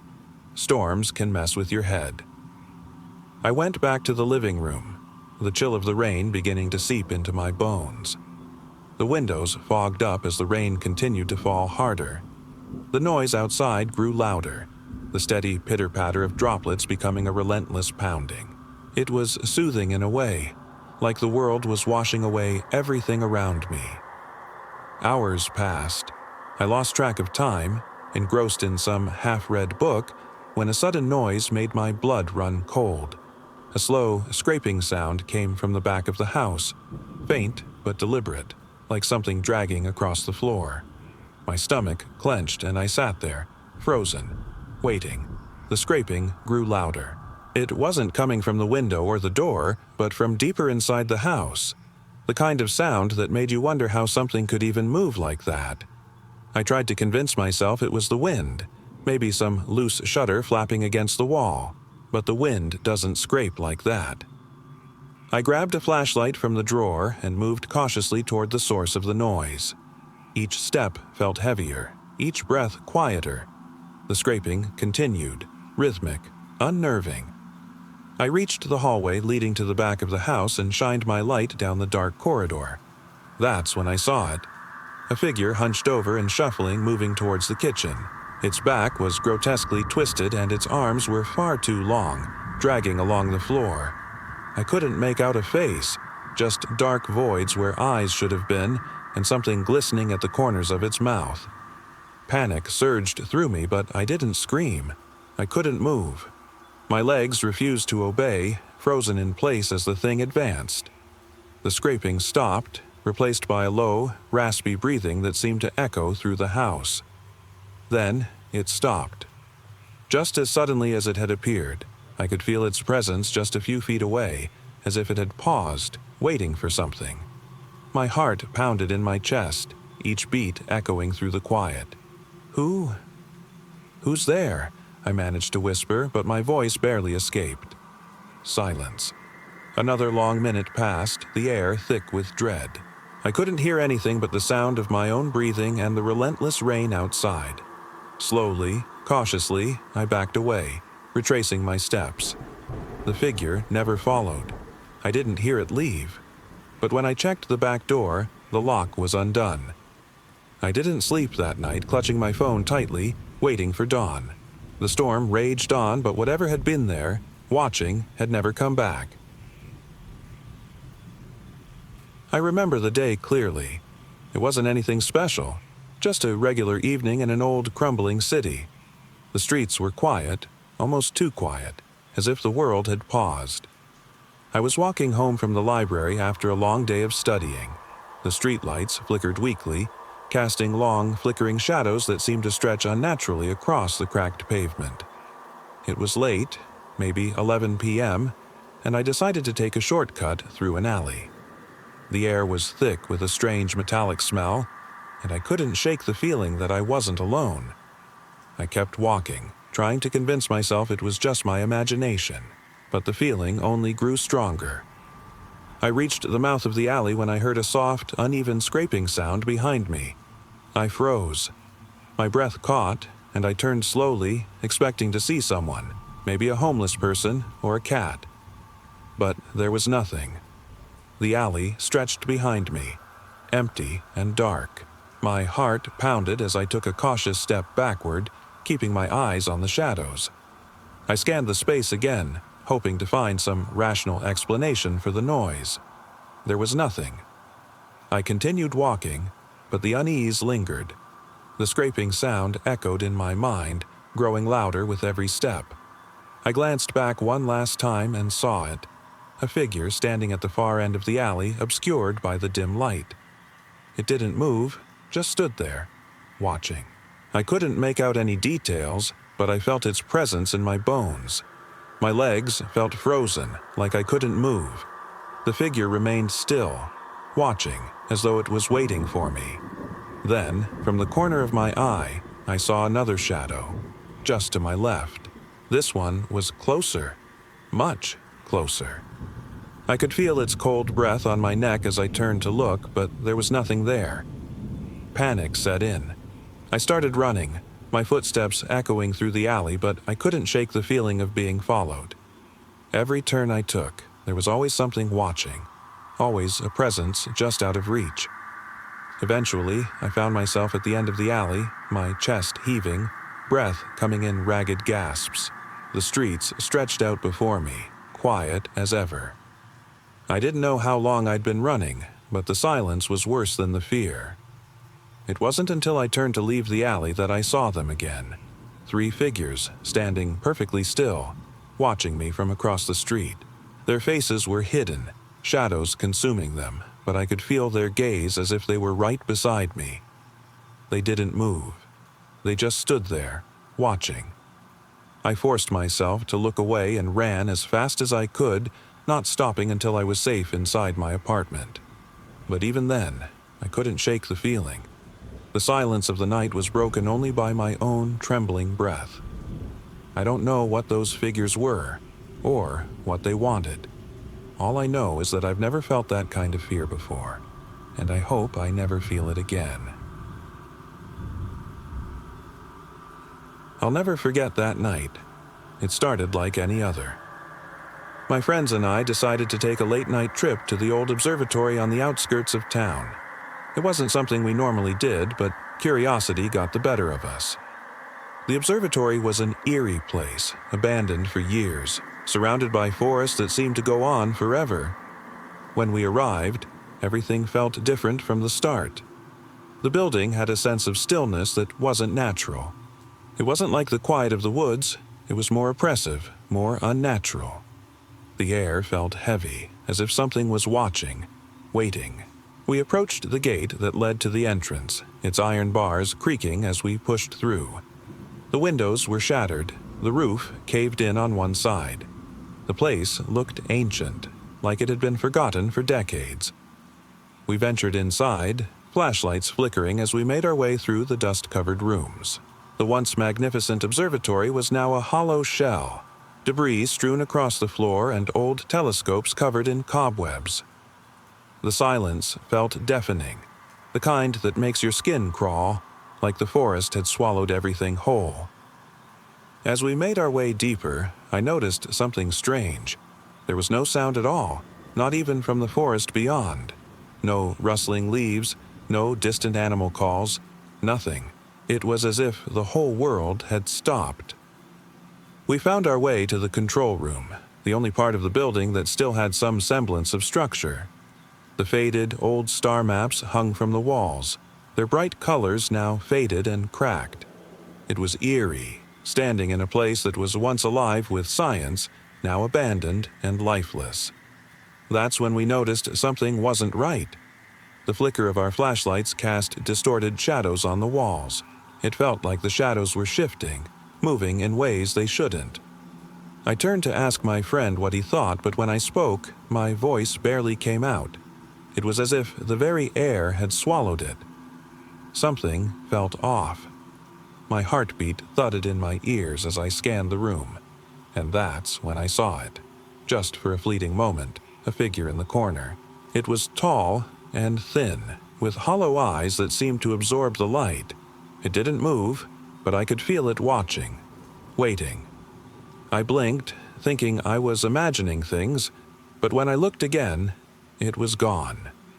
We kept exploring, trying to shake the feeling of unease. My friend checked the broken telescope, pointing the lens toward the sky. "It's jammed," he said, fumbling with the controls. Then he gasped. The sky through the lens wasn't what it should have been. The stars, usually so distant and infinite, were distorted, twisted, flickering as if they weren't really there. A strange hum began to fill the room, subtle at first, but growing louder. "What's happening?" my friend whispered. I didn't know what to say.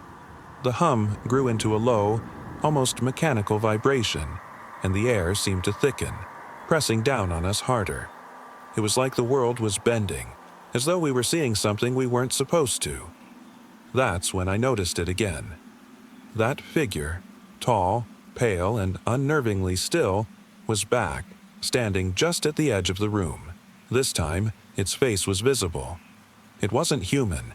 Its eyes weren't empty but filled with something ancient, something malevolent. It didn't move, but I could feel its presence, as if it had always been there. The hum grew louder, almost deafening now. I could feel my ears popping, the vibrations reverberating through my chest. I turned to my friends, but they were gone, vanished without a trace. I was alone. Panic surged through me as I realized I couldn't move, couldn't speak. The figure was closer now, standing right in front of me, its eyes boring into mine. And then, just as quickly as everything had started, the hum stopped.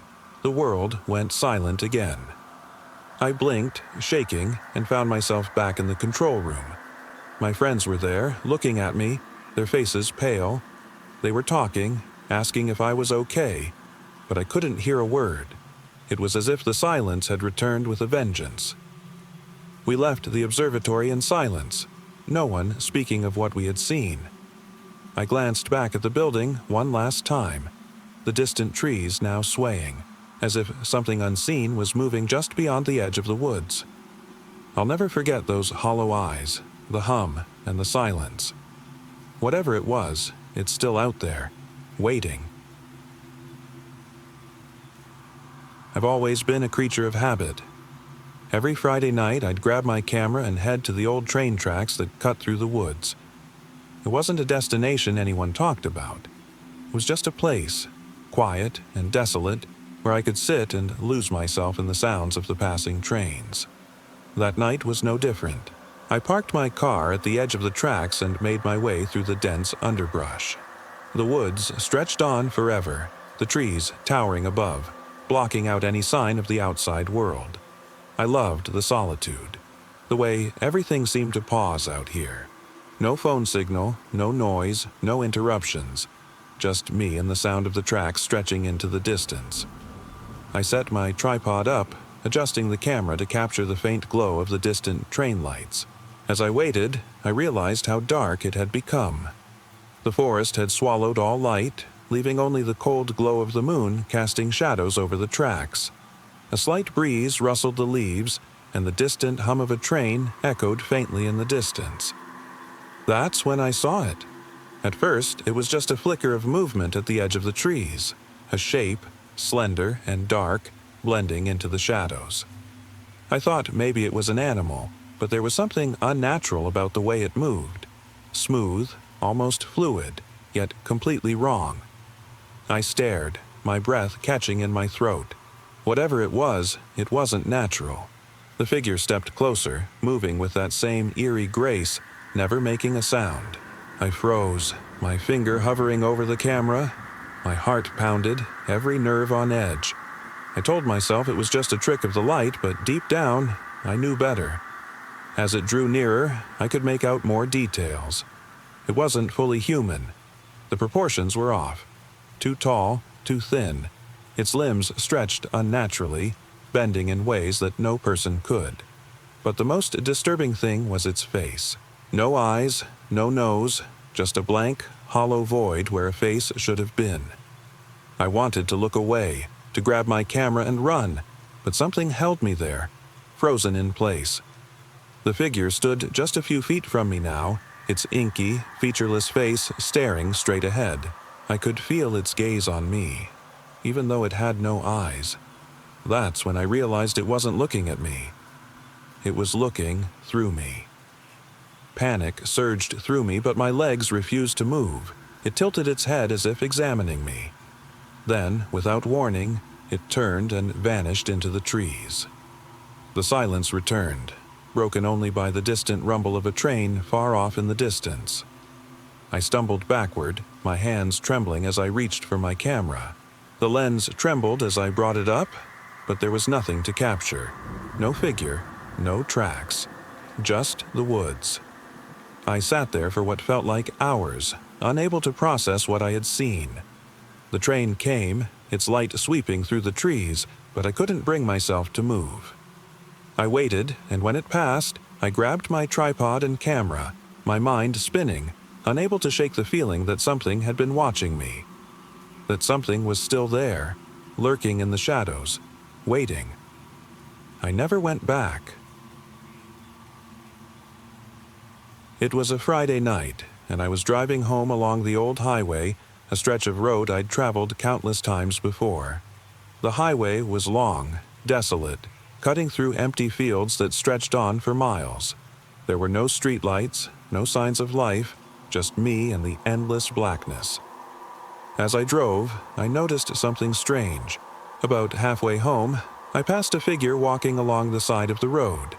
At first, I didn't think much of it.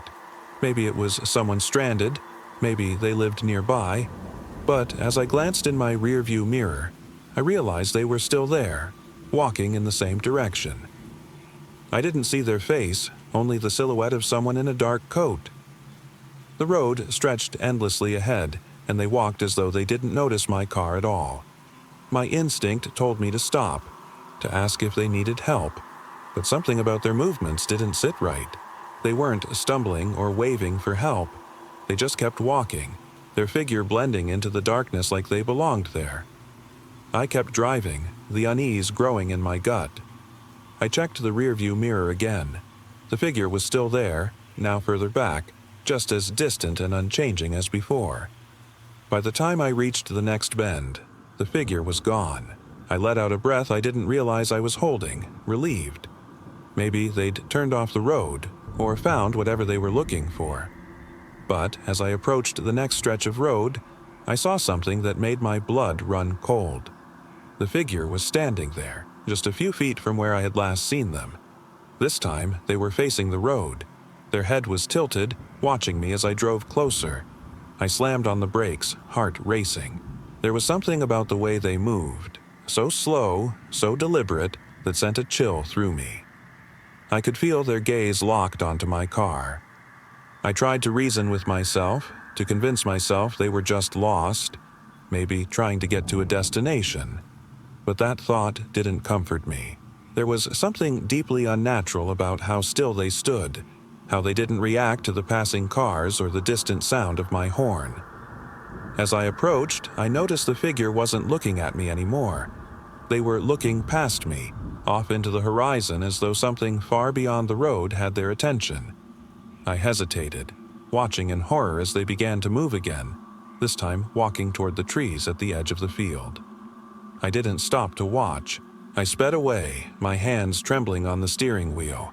My mind raced as I tried to make sense of what I had just seen. Who was that? Why were they walking down the highway like that, so out of place? When I finally made it home, the house felt too quiet. I sat there, trying to convince myself it was just some strange coincidence. Maybe they were a hitchhiker who wandered off into the woods. But deep down, I knew something wasn't right. The figure wasn't normal. They had felt off, wrong, in ways I couldn't explain. Later that night, I couldn't sleep. Every creak of the house made me jump, and every time I looked out the window, I half expected to see them again, standing in the darkness, watching. I've never driven that stretch of road again. The night it happened, I wasn't even supposed to be there. A few friends and I decided on a spontaneous trip to an abandoned train station. It was old, long forgotten, deep in the woods, miles from civilization. The place had always held a strange allure, a remnant from a past that seemed almost mythical. The tracks were overgrown, the station itself crumbling under years of neglect. We hiked out there with flashlights, excited for the eerie adventure. The walk felt normal at first, just trees, the crunch of leaves beneath our feet, and the sounds of creatures in the woods. It wasn't until we reached the station that the mood shifted. The first thing we noticed was the silence. It wasn't the typical woods silence, the kind where animals go quiet at dusk. This was deeper, as if the forest itself had gone still, like something had pressed pause on the world. Even our own voices felt muted, unnatural. We made our way inside the old building. The walls were stained with mildew, the air thick with the smell of decay. Broken benches and faded posters hung loosely from the walls. Graffiti covered most surfaces, scribbled warnings of danger and decay, but something about it felt different, wrong. We wandered further into the station, and that's when things started to feel off. The shadows seemed to stretch unnaturally in the dim light of our flashlights.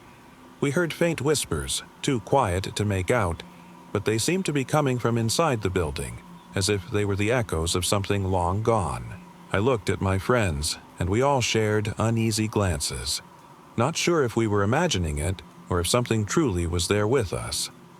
Then, from down the corridor, we heard it, a faint metallic clinking, like something was dragging along the floor. We froze. The sound came again, closer this time, like it was coming toward us. I signaled to my friends to stay still, but before we could even speak, the light flickered above us. A low, guttural growl reverberated through the station, and the air felt charged, like we were standing in the center of some unexplainable tension. We moved cautiously toward the source of the noise. The clinking grew louder, echoing off the cracked walls. It wasn't coming from one of us. Something was there. A figure emerged from the shadows, barely visible but unmistakably human-like. Its movements were jerky, unnatural, and it appeared more as a shadow than a person. I stepped back, heart pounding. My friends had already begun to whisper frantically, but none of us could make sense of what we were seeing. The figure didn't seem fully alive. Its skin was pale and stretched tightly over bones that looked too sharp, like they didn't belong. Its eyes were hollow, black as night, and it moved toward us without any sign of consciousness or intent. That's when we realized it wasn't human. Panic set in, but we didn't run. We couldn't. It was like the creature had already consumed the world around it, leaving only that suffocating silence. We turned to leave, but the door that had been open earlier was now shut. No breeze, no reason for it to have closed. The creature let out another growl, louder now, closer. We could hear its footsteps dragging along the floor as it approached. It didn't seem to care whether we ran or stayed. It didn't care if we lived or died. It wasn't moving with purpose, but with an unrelenting pull towards something. In that moment, it wasn't just fear that consumed me. It was confusion. What was this thing? What was it after? I don't know how much time passed before it stopped. The growling faded, and the dragging noise was gone. We didn't move. We didn't speak. The shadows grew darker, almost as if they were swallowing the faint glow of our flashlights.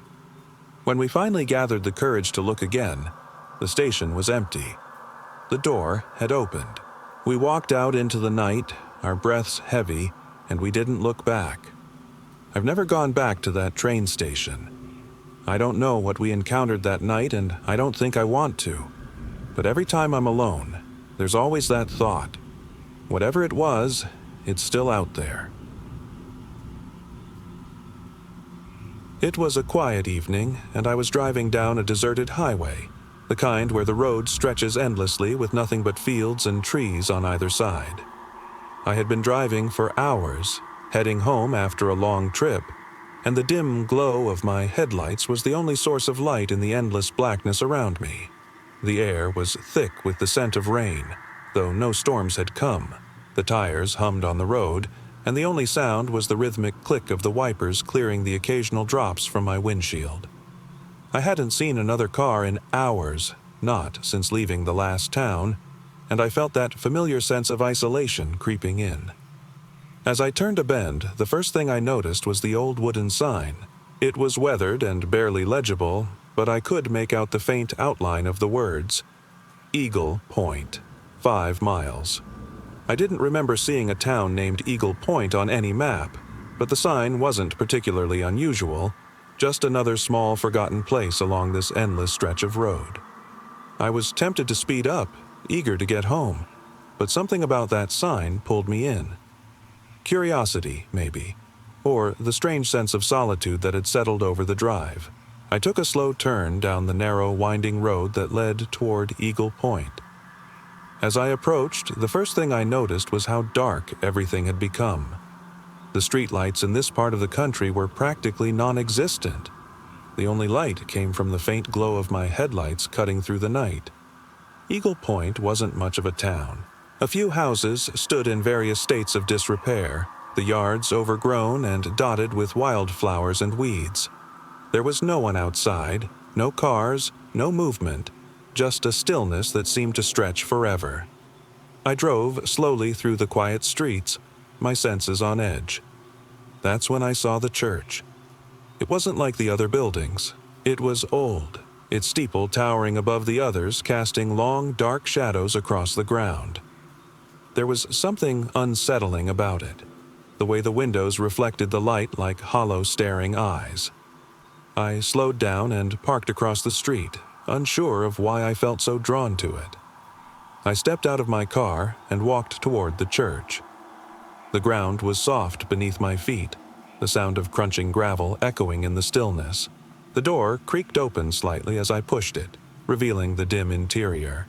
Dust motes floated in the air, catching the faint light from my phone. The pews were empty, and the air smelled musty, old. The silence felt heavier here. It wasn't just quiet, it was oppressive, like the church itself was holding its breath, waiting. I wandered further inside, drawn by an odd sense of fascination and dread. In one corner of the church, there was an old faded photo framed and sitting atop a small altar. It depicted a group of people, women, men, and children, standing together, smiling. But their eyes were empty, vacant. As I stared at the photo, I felt my skin crawl. The stillness grew deeper, more suffocating. Then, from the back of the church, I heard it. A faint whisper, too soft to understand, but unmistakable. My breath caught in my throat and I turned slowly, heart pounding. There was nothing there, just shadows in the corners, stretching and shifting. I backed away from the altar toward the door. That's when I noticed something strange. The photo was gone. In its place was another photo, newly placed on the altar. This one showed me, alone, standing by my car with an empty, hollow stare. Panic gripped me as I snatched the photo and backed toward the door. The whispering had grown louder now, echoing through the church like 1,000 voices speaking at once.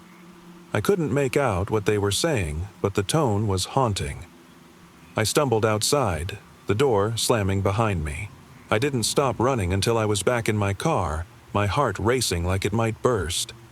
I drove as fast as I could, eyes locked on the road ahead. When I finally dared to look back, the church was gone, just empty fields stretching into the void. I never went back. To this day, I can't explain what I saw or heard. All I know is that some places aren't meant to be revisited. Some places leave you changed, and some places never really leave at all. It started on a quiet summer evening. I was driving down the winding country road, away from the lights of the city and toward the small, rural town I called home. The sun had just dipped below the horizon, leaving a deep, orange glow behind the trees. I wasn't in a rush. The journey was peaceful, nothing but open fields stretching out on either side of the road. My phone buzzed on the passenger seat, just a text from a friend reminding me to take the back route. The usual traffic's a nightmare, they'd said. I smiled and checked the screen. Sure enough, there were no cars ahead, no one behind me. The road was empty.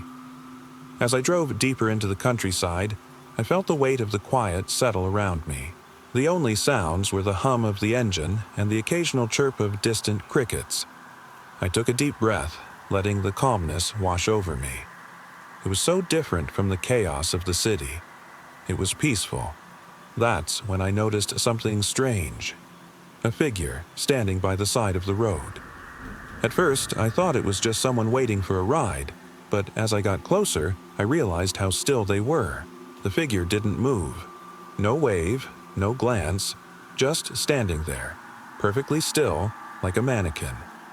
I passed them without slowing down, my pulse quickening. I told myself they were probably just lost, maybe hitchhiking. But the image of that unmoving figure stuck with me. A few miles further, I came across another one, and this time closer to the edge of a small, overgrown field. The figure stood just a few feet from the road, completely still, staring off into the distance. I passed by, this time slower, my eyes glued to the rearview mirror. There were more. By the time I reached the outskirts of town, I had counted 5. All of them standing still at the side of the road, staring into the darkness, unmoving.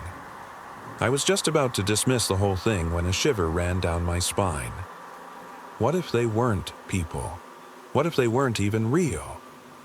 I couldn't shake the feeling that they were watching me. Not just standing there waiting, but following. It wasn't until I was almost home that I realized something else. They hadn't moved. I made it back safe, but the silence of that night, the sight of those figures, still haunts me. I still drive that road sometimes, hoping to find some explanation, but I never do. I never thought a simple trip to the library could haunt me like that. It was an ordinary evening, nothing out of the ordinary. I had just finished dinner and decided to visit the library downtown. I'd always loved the quiet, the smell of old books, the calmness of the place. It was something I did regularly, but that night felt different. The library was quiet, like usual, with only a few people scattered around, their heads buried in books or computers. I liked the peaceful hum of pages turning and the faint sound of the old fluorescent lights buzzing above. It felt like time moved slower there. I spent the evening reading, drifting through the stacks until I found myself in the back of the building. That's where the old section was, filled with dusty aged books no one really touched. It was peaceful, almost serene. But something was off. I remember feeling like I was being watched. The feeling started slowly, creeping up on me. I dismissed it at first, telling myself it was just my imagination. But then I heard it, a faint whispering. I turned, looking around, but there was no one there. The whispering continued, just soft enough that I couldn't make out the words. It was almost as if someone was speaking right next to my ear, but nothing was there. I tried to ignore it, convinced I was imagining things. Still, the feeling of being watched grew stronger. I decided to leave, but as I passed the long row of bookshelves, I noticed something strange. At the end of the row stood a figure, tall and thin, just standing there in the dim light. Its face was obscured by the shadow, but its posture was unnervingly unnatural, like it wasn't quite human. I froze, my breath catching in my throat. I blinked, trying to convince myself it wasn't real, but when I looked again, the figure hadn't moved. My legs felt like they were made of stone. I couldn't look away. There was something about it that didn't belong, something wrong. Then, in a voice that wasn't human, it whispered my name, soft but chilling. I backed away slowly, never taking my eyes off the figure. My mind screamed at me to run, but my body refused to move. I stumbled back, heart pounding, and tried to yell for help, but the sound got caught in my throat. Suddenly, the figure turned and disappeared between the rows of books. I stood there, frozen, unsure whether I had imagined it or not. The whispering continued, though fainter now, as though it were coming from within the very walls of the library. I rushed to the entrance, clutching my phone tightly in my hand. I couldn't leave fast enough. As I pushed open the heavy doors, I glanced back one last time. The library was still. Too still. The buzzing fluorescent lights flickered once before dying out, plunging the building into darkness. I never went back to that library. To this day, I don't know if what I saw was real, but the whispering still lingers in the back of my mind. and I'll never forget the figure that vanished between the rows of books. It was late October, the leaves crunching beneath my feet as I made my way down the quiet country road. I had decided to take a long walk that evening, needing some fresh air away from the dull hum of city life. The sun was setting, casting long dark shadows over the rolling hills, and the only sound was the gentle rustling of trees in the breeze. I'd grown up in this area, a small town surrounded by farmland and open spaces. The woods were always eerie at night, but tonight felt different. The air was colder, heavier. I couldn't shake the feeling that something wasn't right. As I walked, I noticed how distant the usual sounds of animals had become. No crickets, no rustling of leaves, just silence. Even the wind had quieted. I reached the edge of the woods, the trees towering like silent sentinels on either side of the road. The sun had nearly set now, leaving only a dim orange glow on the horizon. It was too early to be this dark. That's when I saw it, standing between two trees, perfectly still, a figure watching me from the shadows. It was human-shaped, but there was something off about it. Its posture was wrong, unnatural. I stopped walking, my breath catching in my throat. I couldn't see its face clearly, but I could feel its gaze locked on me. I stood there, heart pounding, unsure if I should move or run. The figure didn't move, didn't blink. It was like something out of a nightmare, just a shadow in the fading light. My legs felt frozen as I tried to look away, but something held my gaze. Who's there? My voice trembled as I forced the words out. The silence stretched on, and then nothing. No response, no sound of breathing, no movement. I wanted to run. I turned back toward the road, but as I did, I saw another figure appear in the distance, emerging from the opposite side of the woods. This one was even closer than I thought possible. It didn't walk, it glided, silently, effortlessly. My stomach twisted as I realized it wasn't human. The shape was wrong, distorted, like something had stretched it out of proportion. My mind raced as I backed away, hands trembling, my heartbeat echoing in my ears. I didn't stop until I was nearly at the edge of the road. The two figures, now several feet apart, stood motionless, their black, empty eyes staring toward me. I realized, with a sick feeling in my stomach, that I hadn't heard any footsteps, just silence. And yet they were there, both of them, in the middle of nowhere, watching me. I turned and ran, my legs carrying me as fast as they could, the figures vanishing into the darkness behind me. I never looked back. To this day, I don't know what they were, but I know they weren't human. It was a quiet summer evening when my family and I decided to visit the old abandoned amusement park on the outskirts of town. The place had been closed for years, overtaken by weeds and forgotten rides rusting in the hot sun. The locals had always whispered strange stories about the park, rumors of eerie sounds, forgotten laughter, and ghostly apparitions. But we figured it'd be a fun adventure, something different from the usual weekend routines. As we arrived, the first thing that struck me was how still everything felt. There wasn't even the usual hum of insects, just a deathly silence. The entrance gate was broken, hanging open, as though it had been waiting for us. We made our way inside, the crunch of gravel beneath our feet echoing unnaturally loud. The park was larger than I had imagined, with rows of rides that looked like they had been forgotten by time. There was something eerie about the way the rides loomed over us, standing still, lifeless. The Ferris wheel sat motionless, its metal skeleton creaking as though it wanted to move, but couldn't. The funhouse with its broken windows looked like a hollow, crooked mouth, waiting to swallow whatever dared enter. We wandered through the park, taking it all in. The air felt heavier, almost suffocating. There was a strange smell, something metallic, mixed with decay. My dad insisted we move closer to the central plaza where the old carousel still stood. It was one of the last working attractions before the park shut down. But it wasn't just the carousel that caught my attention, it was the voices. At first, I thought it was just the wind playing tricks on me, whispering soft murmurs. But as we approached the plaza, I realized the sounds were coming from the carousel itself. A soft, eerie laughter. The kind of laughter that didn't belong in a place like this. Probably just the wind, Dad said, though his voice was quieter now, uncertain. But the laughter continued. Clearer, louder. It wasn't the wind. I stopped, frozen in my tracks. The sound came from the empty carousel, the horses frozen mid-gallop, their painted faces worn and cracked. I could hear them. Soft, childlike giggles, high-pitched and wrong, echoing across the dead park. Mom tried to assure me it was nothing. "It's just the old ride settling," she said, though her voice was shaky. But the laughter grew, becoming more distorted, more human. It didn't sound like kids playing. It sounded like something wrong.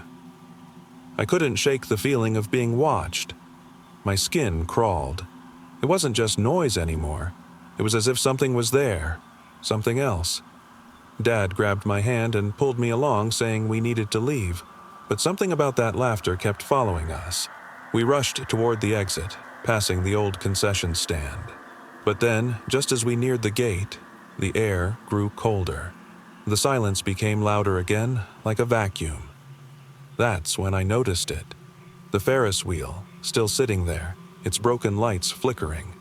Only, it wasn't empty anymore. At the top of the Ferris wheel, a figure stood, motionless, staring down at us with hollow, empty eyes. There was no face, no features, just a void where the eyes should be. And that laughter, that awful, distorted laughter, came from it. I turned to my family, screaming to run, but when I looked back, the figure was gone. The Ferris wheel lights stopped flickering, plunging the park back into darkness. We didn't look back. We didn't stop. We got into the car and drove away as fast as we could, the laughter still ringing in my ears. To this day, I don't know what we saw, but I know one thing for sure. Whatever was there, it wasn't human, and it never left that amusement park. The first time I saw the figure, I was hiking alone. The trail cut through a remote mountain range miles from the nearest town. I had decided to spend the weekend camping, seeking peace away from the noise of civilization. It was supposed to be a break from everything, but what I found instead was something I couldn't explain. The morning started off perfect. The air was crisp, the trees towering above me, their leaves whispering in the wind. I made my way up the trail, taking my time, savoring the silence. The only sounds were the crunch of my boots on the dirt and the faint calls of distant birds. I reached a clearing near midday, a rocky outcrop that overlooked the valley below. It was breathtaking, serene, untouched by modern life. I took a deep breath, sitting down to eat my lunch. That's when I noticed him. A man, standing far in the distance at the edge of the forest. His figure was oddly still, almost too still. He wasn't moving, just watching me. At first, I thought it might be someone else, another hiker perhaps. But the longer I stared, the more I realized how unnatural his stillness was. His head tilted slightly, as if studying me. There was no wave, no acknowledgement, just stillness. I packed up my things, keeping an eye on him. I told myself I was imagining things. The wind must have carried a shadow, or maybe my mind was just playing tricks on me. Still, I couldn't shake the feeling that something was off. The rest of the hike was uneventful. I set up camp near a small lake, the sun dipping below the horizon as I started a fire. That night, as I lay staring up at the stars, I couldn't help but think of the figure. Was he still there, watching me from the forest's edge? I wanted to dismiss the thought, but the longer I sat in silence, the more real it felt. In the middle of the night, I woke to the sound of something outside my tent, a soft rustling. My heart jumped, and I held my breath, straining to listen. There was no wind now, no rustling of leaves, just stillness, but the noise continued, Slow, deliberate footsteps, like someone walking toward my tent. Panic surged through me. I grabbed my flashlight, pointing it toward the entrance. "Who's there?" I whispered, my voice trembling. Silence. I slowly unzipped the tent, heart pounding in my chest. The campsite was still, empty, but the feeling of being watched was overwhelming. I had no idea what I expected to find, but the sense of someone, or something, out there lingered in my mind. In the morning light, I checked the area thoroughly, but there was no sign of anyone. No footprints, no tracks, nothing to suggest I wasn't alone. I felt the weight of unease settling deep into my bones, but I packed up and continued my hike, telling myself the encounter was nothing more than paranoia. It wasn't until I returned home that I realized something was missing from my pack, one of my water bottles. I searched through my gear, retracing my steps in my mind. The bottle had been full that morning, yet now it was gone. I don't know how it vanished. I know I would have noticed if I'd lost it along the trail. The bottle was one of my last few. Water wasn't plentiful out there, and yet it was gone. I've never returned to those mountains. The memory of that figure, still and silent, watching from the trees, stays with me. I can still feel his eyes on me, even now, long after I've left the wilderness behind. The day had started off ordinary, just another lazy afternoon. I decided to explore the old abandoned farmhouse on the outskirts of town, a place everyone whispered about but no one dared to enter. The house had always been shrouded in mystery, sitting at the edge of the forest like a relic from another time. The locals said strange things happened there, whispers in the night, disappearing pets, shadows in the corners of windows. I parked my car on the gravel path and made my way toward the house. The old wooden planks groaned beneath my feet, each step echoing eerily in the quiet. The front door creaked open without much resistance, revealing a dark, empty interior. Dust covered everything and the air smelled of decay. I walked through the rooms, each one more unsettling than the last. Furniture had been overturned, and old photos lay scattered on the floor, their faces faded beyond recognition. The silence was oppressive, broken only by the occasional creak of the wooden floor beneath my weight. As I wandered deeper into the house, I began to hear something. Faint whispers, barely audible but persistent.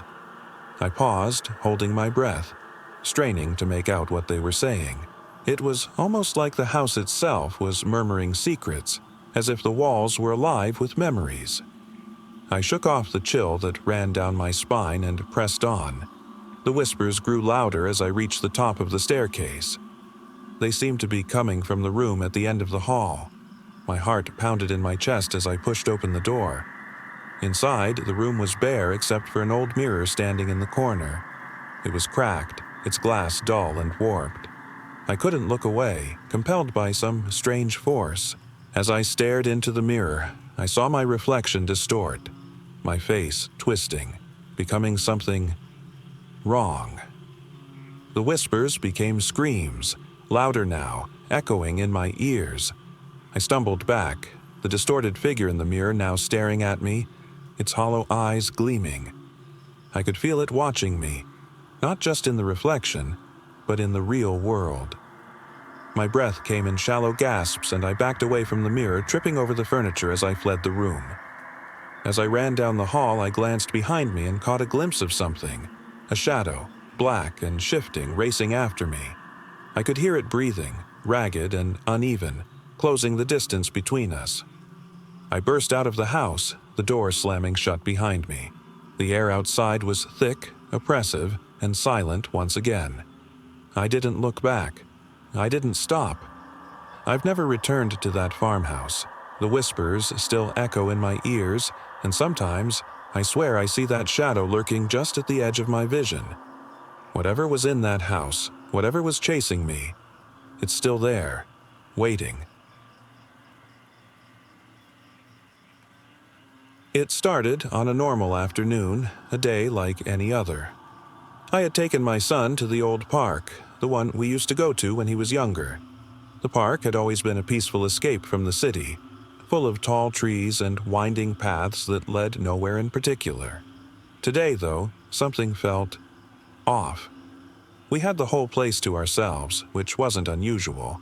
It was a weekday, and most people didn't visit parks during these hours. I let my son run ahead, chasing after a frisbee he'd thrown. I stood at the edge of a small pond watching him play. The water rippled under the weight of the afternoon sun, and the sound of the birds was soothing. Then, out of nowhere, everything changed. I heard the sound of footsteps behind me, slow and deliberate. I turned, expecting to see another parent or maybe a jogger, but there was no one. Just trees, their branches swaying gently in the wind. Must be my imagination, I muttered to myself, but as I turned back to the pond, the footsteps came again. This time, closer. My son didn't seem to notice, still lost in his game. I told myself I was just on edge. The woods could make noises feel louder than they were, right? But the footsteps weren't fading. They were steady, relentless. "Hello?" I called out, my voice shaky. No answer. I tried to convince myself that maybe someone had wandered into the park, someone harmless. Still, my heart pounded in my chest and I couldn't shake the feeling of being watched. I glanced around, trying to find the source of the sound, but saw no one. The footsteps came again, closer this time, circling around the pond. My son, still unaware, continued chasing the frisbee, laughing as he ran. "Stop playing," I shouted, my voice trembling now. "We're leaving." He didn't hear me, or maybe he didn't care. I clenched my fists, trying to keep my composure, but my legs felt like they wanted to run. My instincts screamed at me to get out of there, but I couldn't just leave him. Then, as I stepped toward the pond, I saw something. Something in the water. It wasn't a reflection. It was a figure. A shadow, floating just beneath the surface. It wasn't moving like anything natural. It seemed to be watching us. Unmoving. Unmoving. I took a step back from the water, my breath hitching in my throat. What was it? Some kind of trick of the light? My mind raced, but fear took over. I had to get my son.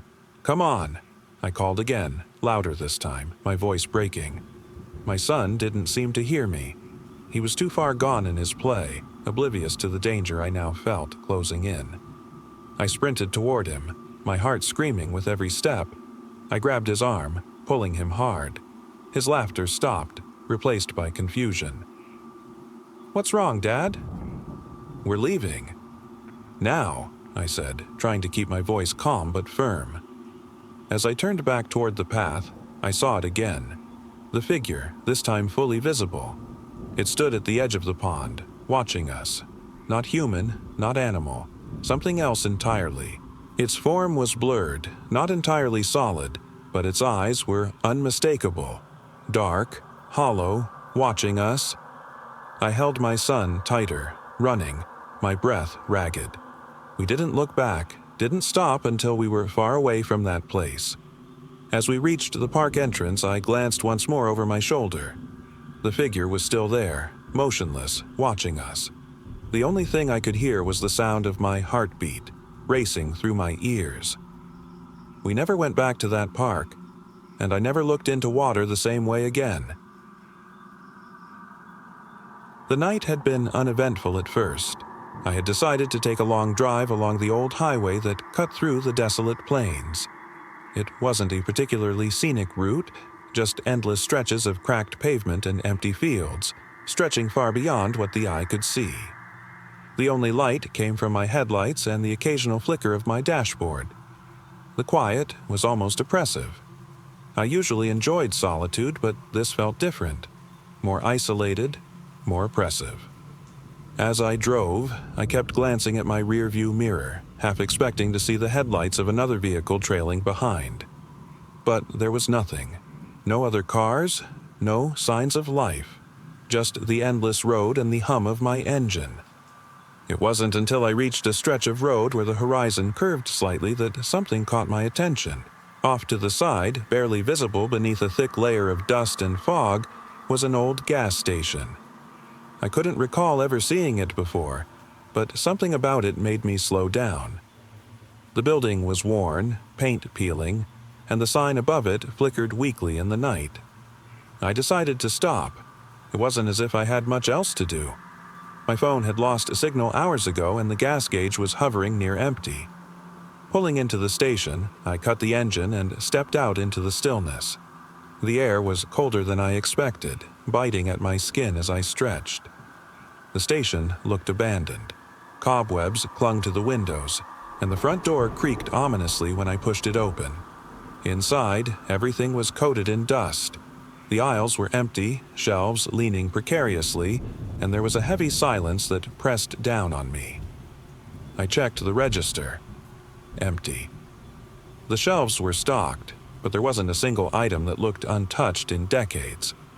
My footsteps echoed as I wandered further inside, drawn by a sense of curiosity mixed with unease. That's when I heard it, the faintest sound, like a whisper on the edge of hearing. I stopped, my breath hitching. The noise wasn't coming from inside. It was outside, near the side of the building, like someone was dragging something heavy across the gravel.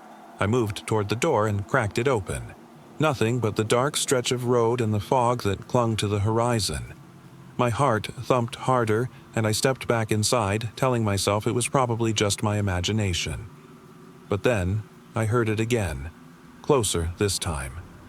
A dragging sound, slower, heavier. I didn't dare go outside, but I stood frozen, waiting for whatever it was to come into view. The noise stopped, as if whatever had been making it had reached the edge of the building, and then, silence again. I forced myself to move, back toward the register. My hands trembled as I reached for my phone, trying to reconnect to any signal, but the screen stayed blank. I couldn't shake the feeling that whatever was out there was still watching. I had almost convinced myself to leave when I heard a voice. Soft. Low. Hello? My stomach twisted. It wasn't like any human voice I'd ever heard. Hollow, distorted, as though the words had been dragged through something sinister. I backed further into the station, heart racing. "Who's there?" I called, but my voice shook. The silence stretched, then came the whisper again, closer. "Why are you here?" I didn't have an answer. My mind raced through possibilities. Maybe someone was playing some kind of cruel prank, or maybe I was losing my mind. But there was no way to rationalize what was happening. Then I saw it. A figure emerged from the fog, moving with an unnatural gait. Its limbs were too long, bent at angles they shouldn't have been. Its face was shadowed, but I could see eyes, dark, hollow pits where the light should have been. I stumbled backward, knocking into a shelf. "No! No!" I screamed, my voice cracking. The thing didn't respond. It continued to move toward me, silent but relentless. Desperation set in. I didn't think, I just ran, back toward the door, my breath coming in ragged gasps. I shoved the door open, not even bothering to check behind me. The fog outside was thicker now, swallowing the road, the station, everything. I sprinted, not caring where I was going, only knowing I couldn't stay there. My legs burned, but I didn't stop, didn't look back, not until I found my car and jumped inside. When I glanced in the rear-view mirror, there was nothing there, just the road, stretching on endlessly. But I knew whatever had followed me, whatever had been waiting in the shadows of that gas station, wasn't gone. It was still out there, and it wouldn't stop. It was late at night, and I was driving home from a family gathering. The roads were mostly empty, the only sound being the occasional hum of my tires on the asphalt. I wasn't particularly familiar with this route. My usual path was blocked off due to some road work, but it was the quickest detour I could take. As I drove deeper into the countryside, the landscape changed. The city lights faded behind me, leaving only dark fields and dense trees. The silence grew oppressive. I had this strange feeling that I wasn't supposed to be there, but I brushed it off, convincing myself I was imagining things. About 20 minutes into the detour, I passed a small, ancient-looking church. Its steeple pierced through the night sky, its silhouette standing stark against the dim moonlight. The church looked abandoned, with vines creeping up its sides, and the windows were shattered, filled with dirt and cobwebs. I shivered despite the warm breeze. As I drove by, my headlights briefly illuminated the graveyard surrounding the church. Tombstones leaned at odd angles, some half buried in the earth. The whole scene felt eerily still, like it wasn't part of this world. I tried to shake the unease that settled in my stomach and pressed on, telling myself it was just an old church. It was the next turn that unnerved me. The road curved sharply into a dense forest. The trees loomed high, their branches interlocking like dark claws above me. The air grew colder, and I could barely see more than a few feet ahead. My headlights barely cut through the fog that had begun to roll in. I slowed down, gripping the steering wheel tighter. The feeling that I was being watched grew stronger. I kept telling myself I was overthinking things, but my pulse quickened with each passing second. Then I heard it, faint but unmistakable. A low, hollow whispering. It was so quiet I almost thought I'd imagined it, but it repeated, clear as day. Follow. I froze. The whisper wasn't coming from inside the car. It seemed to be carried on the wind, drifting from the trees around me. My fingers went numb as I clutched the steering wheel tighter. I scanned the forest, searching for the source, but the trees were motionless, their shadows stretching endlessly. Follow. This time, it was closer. My breath caught in my throat. I wanted to drive away, but my foot wouldn't move. I didn't know if it was fear or something else keeping me there. Suddenly, my headlights flickered. The noise of the engine seemed to fade into the whispering. I could barely hear the tires on the road beneath me. Then, out of the corner of my eye, I saw it. A figure standing at the edge of the trees, barely visible through the thick fog. Its outline was dark and impossibly tall.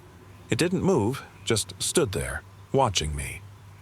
I should have turned around then, should have left, but my body felt paralyzed. The whisper grew louder, more insistent. Follow. My hands trembled as I gripped the steering wheel tighter. Without thinking, I found myself inching the car forward, the figure still staring, unmoving. It was like it was beckoning me, luring me deeper into the unknown. I don't know how long I drove. The road twisted and turned, every mile feeling longer than the last. The whisper didn't stop, growing louder, as if I were being led deeper into the woods, into whatever nightmare lurked ahead. Finally, the whisper faded. The trees grew thinner. The fog cleared slightly, and I found myself driving onto a dirt path. Ahead of me was a clearing, bathed in moonlight. In the center stood the church, its shattered windows now gleaming with an otherworldly glow. My heart pounded as I realized the figure was gone. I hesitated, my hands still gripping the wheel, but something compelled me to stop. I didn't know why. My legs felt like they were moving on their own.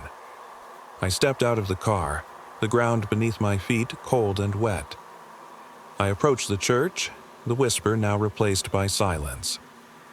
My footsteps echoed in the stillness. When I reached the church, I stared at the cracked entrance, frozen with fear. But there was nothing.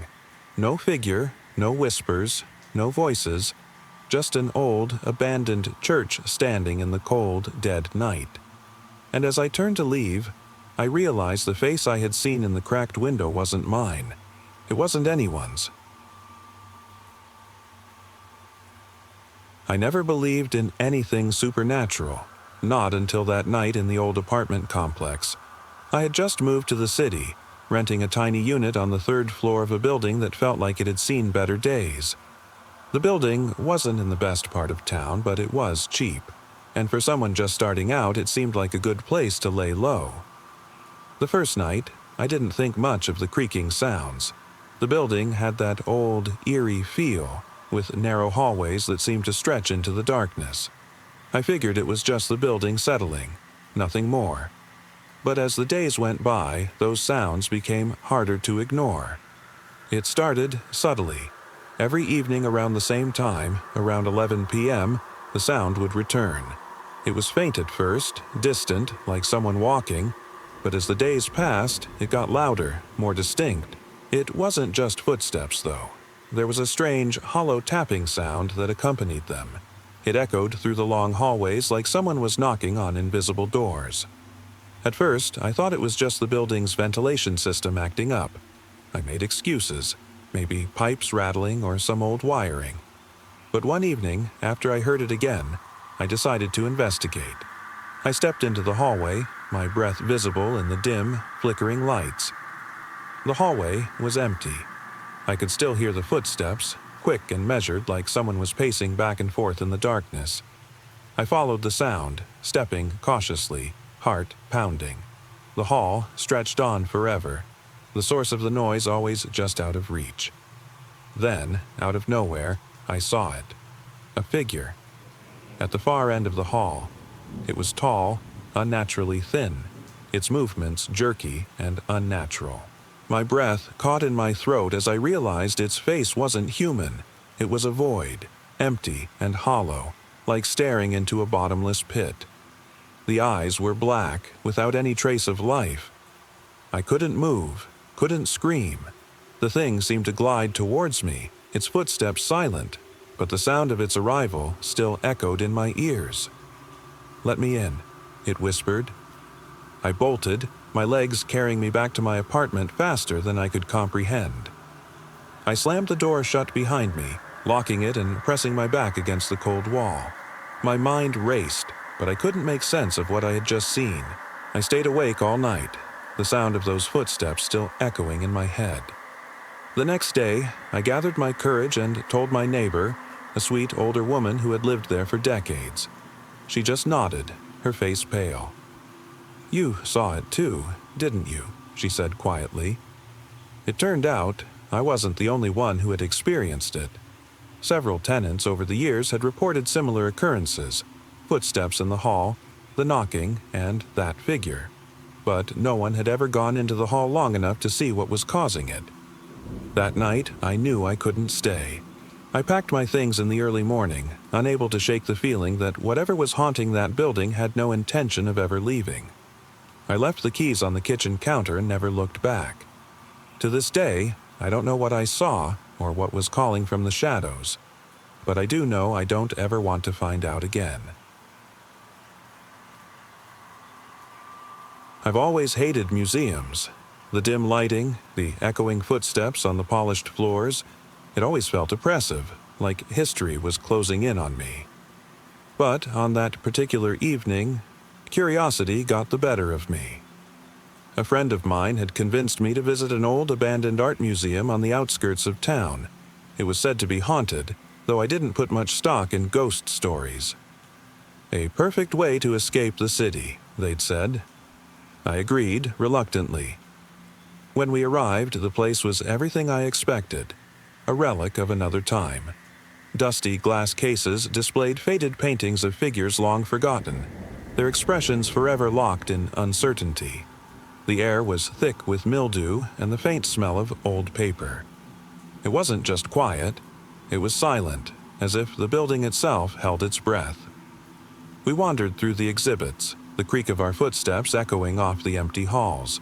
My friend, oblivious to the oppressive atmosphere, was too busy snapping photos and making jokes. I followed, my senses on high alert, wondering why we had decided to come here. It wasn't until we reached the main hall that the unease became overwhelming. The space was grand, with towering ceilings and a vast, empty display of once majestic sculptures. But now, everything felt hollow, lifeless. My skin crawled as I noticed the shadows in the corners of the room, darker than the rest of the shadows cast by the dim lighting. We stood there for a while, the stillness pressing in from all sides. My friend suddenly stopped, his phone flashlight illuminating a cracked statue of some ancient god. He turned to me, his expression more serious than I'd seen it before. "Did you hear that?" "What?" I asked, my voice barely above a whisper. "Footsteps. I swear," he said, his eyes darting toward the far end of the hall. I froze. My heart skipped a beat, and for the first time that night, fear replaced skepticism. The silence wasn't silence anymore. There was something moving in the shadows, something that didn't belong. We listened, and sure enough, the faint sound of footsteps echoed through the vast space. It wasn't ours. The steps were slower, deliberate, almost as if they were searching for something. My friend looked at me, wide-eyed. "We should go." I nodded, my body trembling. We turned back the way we came, every step now feeling heavier, every sound amplifying. The footsteps seemed closer, as if they were chasing us through the empty halls. Suddenly, my phone's flashlight flickered, then went out. I fumbled for it, my fingers shaking. When it came back on, I saw something that made my stomach churn. There was a figure standing at the end of the hallway, tall, gaunt, its face hidden in shadow. It didn't move, just stood there, watching. "Run," I whispered, my voice barely audible. We sprinted, not looking back, but I could feel it following. The footsteps echoed behind us, closer, until we burst out into the cold night air, gasping for breath. We didn't stop until we were well away from the museum. We haven't been back since. I'm not sure what we saw that night, but I know one thing. It wasn't human.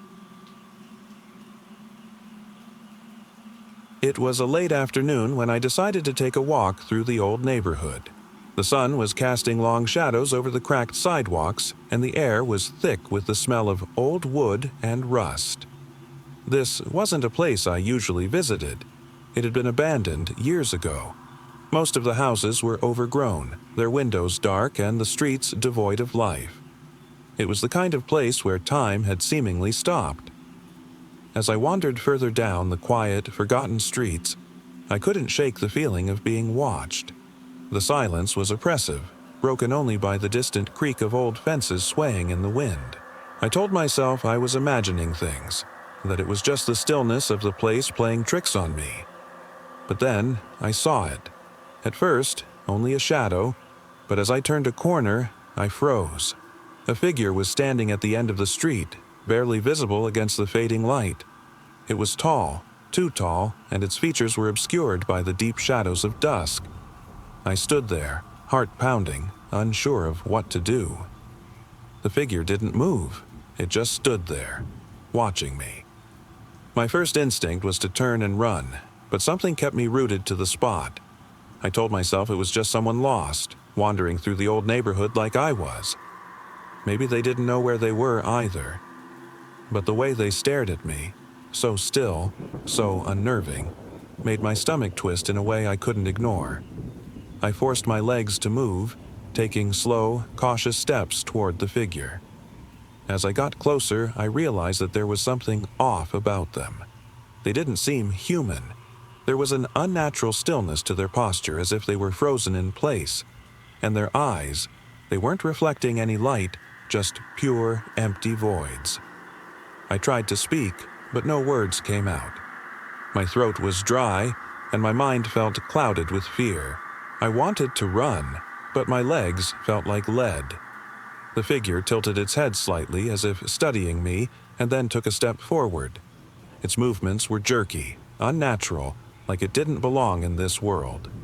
I stumbled back, my breath hitching. This wasn't human. It couldn't be. I turned and ran, sprinting as fast as I could, my heart hammering in my chest. I didn't dare look behind me. I just kept running, fueled by pure panic. The sounds of my footsteps echoed off the empty streets, but no other sounds followed. No wind, no birds, no distant cars, just silence. The kind of silence that feels alive, watching. When I finally stopped, I was out of breath, my chest heaving. I stood there trying to gather my wits, but the eerie quiet of the neighborhood felt thicker than before. I dared to glance back, but the figure was gone. There was no trace of them, just the empty street stretching before me. I didn't go back into that neighborhood. I never will. Whatever it was, whatever I saw, I know I wasn't supposed to. It was the last thing I expected. I had just moved into a new city. far from everything familiar, and after weeks of searching, I finally found the perfect apartment. It wasn't much small, run down, with creaking floors and peeling paint, but it felt like home. I was alone, but the solitude was something I welcomed. It was supposed to be peaceful. A fresh start. One evening, about a week after moving in, I decided to stay in and unpack some more. The apartment was quiet, just like it had always been. I could hear the distant sounds of the city, but inside, it was still. I had my usual nighttime routine, a cup of tea, a book, and the faint glow of a flickering desk lamp. But something felt off. I didn't hear anything out of the ordinary, no footsteps, no creaks, nothing to suggest anyone else was around. I would look up, expecting to see someone, but the hallway was always empty. Then, around 3 a.m., came the knock. It was a soft knock just once, but it wasn't on my door. It came from somewhere deeper in the apartment. I held my breath, my body frozen in place. The sound didn't repeat, didn't escalate. It was as if something had been there, just for that moment, before vanishing into the void. In the morning, I didn't know what to believe. I still found the crumpled photo in my pocket, as though I'd forgotten it was there. My fingers trembled as I stared at the family, whose eyes seemed to follow me. I never saw anyone else in the apartment, but sometimes, in the corner of my eye, I catch a glimpse of movement. A shadow, darting just beyond the doorframe, too quick to tell if it's real. To this day, I have no idea who those people were or if they were ever truly gone. The other doors on the floor, all of them were closed tightly, like they hadn't been opened in ages. No lights, no sounds, just silent, empty apartments. It was eerie, but I convinced myself that this was just an old building, abandoned for too long. I walked from one end of the hall to the other, trying each door handle. Most were locked, but there was one door that wasn't. It creaked open slowly, revealing a dark, empty apartment. The windows were dusty, the furniture covered in thick white sheets. The air inside was stale, and the silence was suffocating. The place didn't feel abandoned, there was something unnatural about it. I was about to close the door when I noticed something on the floor. A photo, yellowed with age, crumpled and worn. I bent down to pick it up, my fingers trembling. It showed a family, mother, father, 2 kids, a happy family, smiling in front of a house. But this wasn't my photo. I had never seen these people before. A chill ran down my spine as I stared at the picture. The faces seemed to shift slightly, as though they were watching me. I shoved the photo into my pocket, feeling sick. There was no way someone should have left something like that behind. Later that night, I stayed awake, unable to shake the feeling that someone or something was watching me. Every noise from the building set me on edge. I kept hearing faint whispering from the hallway, soft, indistinct murmurs that seemed to come from nowhere. I would look up, expecting to see someone, but the hallway was always empty. Then, around 3 a.m., came the knock. It was a soft knock just once, but it wasn't on my door. It came from somewhere deeper in the apartment. I held my breath, my body frozen in place. The sound didn't repeat, didn't escalate. It was as if something had been there, just for that moment, before vanishing into the void. In the morning, I didn't know what to believe. I still found the crumpled photo in my pocket, as though I'd forgotten it was there. My fingers trembled as I stared at the family, whose eyes seemed to follow me. I never saw anyone else in the apartment, but sometimes, in the corner of my eye, I catch a glimpse of movement. A shadow, darting just beyond the doorframe, too quick to tell if it's real. To this day, I have no idea who those people were or if they were ever truly gone. I was visiting my grandfather's old farmhouse for the first time in years. The place had always been abandoned since he passed, but after years of avoiding it, my family decided it was time to clear it out. I wasn't expecting much, but something about that house made me uneasy the moment I stepped onto the overgrown property. The farmhouse was large and creaky, surrounded by nothing but fields and distant woods. It looked like something straight out of a horror story, wooden siding weathered and worn, windows cracked, and the door hanging on rusted hinges. My parents, my siblings, and I split up to sort through the decades-old belongings scattered around. There were stacks of dusty boxes, old furniture covered in tarps, and layers of cobwebs hanging in corners. It smelled like mildew and age. I wandered upstairs, away from the others, to explore the bedrooms. Each room was filled with relics of the past, faded photographs of relatives I didn't recognize, yellowed books, and cracked mirrors reflecting empty rooms. I didn't like the silence. It felt oppressive, as if the house was holding its breath. Waiting. In the master bedroom, I found an old chest at the foot of the bed. My curiosity got the better of me, and I pulled it open. Inside, I found old letters, some faded and crumbling, others half legible. Most were addressed to my grandfather, signed with names I didn't know. But one letter stood out, handwritten, crisp despite the years. Whoever finds this, beware. There is more in this house than dust. Things linger here, things that shouldn't be. I froze, reading it over and over. It wasn't signed, just a vague warning. Shivers ran down my spine. I told myself it was just an old family superstition, nothing more, but the words stuck with me. Later, after everything was packed, we all gathered outside to say goodbye. As we stood there, the sky grew darker, clouds rolling in from the distant horizon. My parents were talking about calling it a day, but I lingered, staring at the house. The silence returned, but it felt heavier than before. Just as I was about to walk away, I heard a soft, unmistakable creak. The sound came from inside the house, a slow, deliberate creak, like someone shifting their weight. My heart jumped into my throat. I spun around, expecting someone to come out, but no one was there. I stayed still, my breath shallow, as the creaking continued. It wasn't just a sound, there was something behind it, something inside. The hair on the back of my neck stood on end. Then, through the corner of my eye, I saw a figure.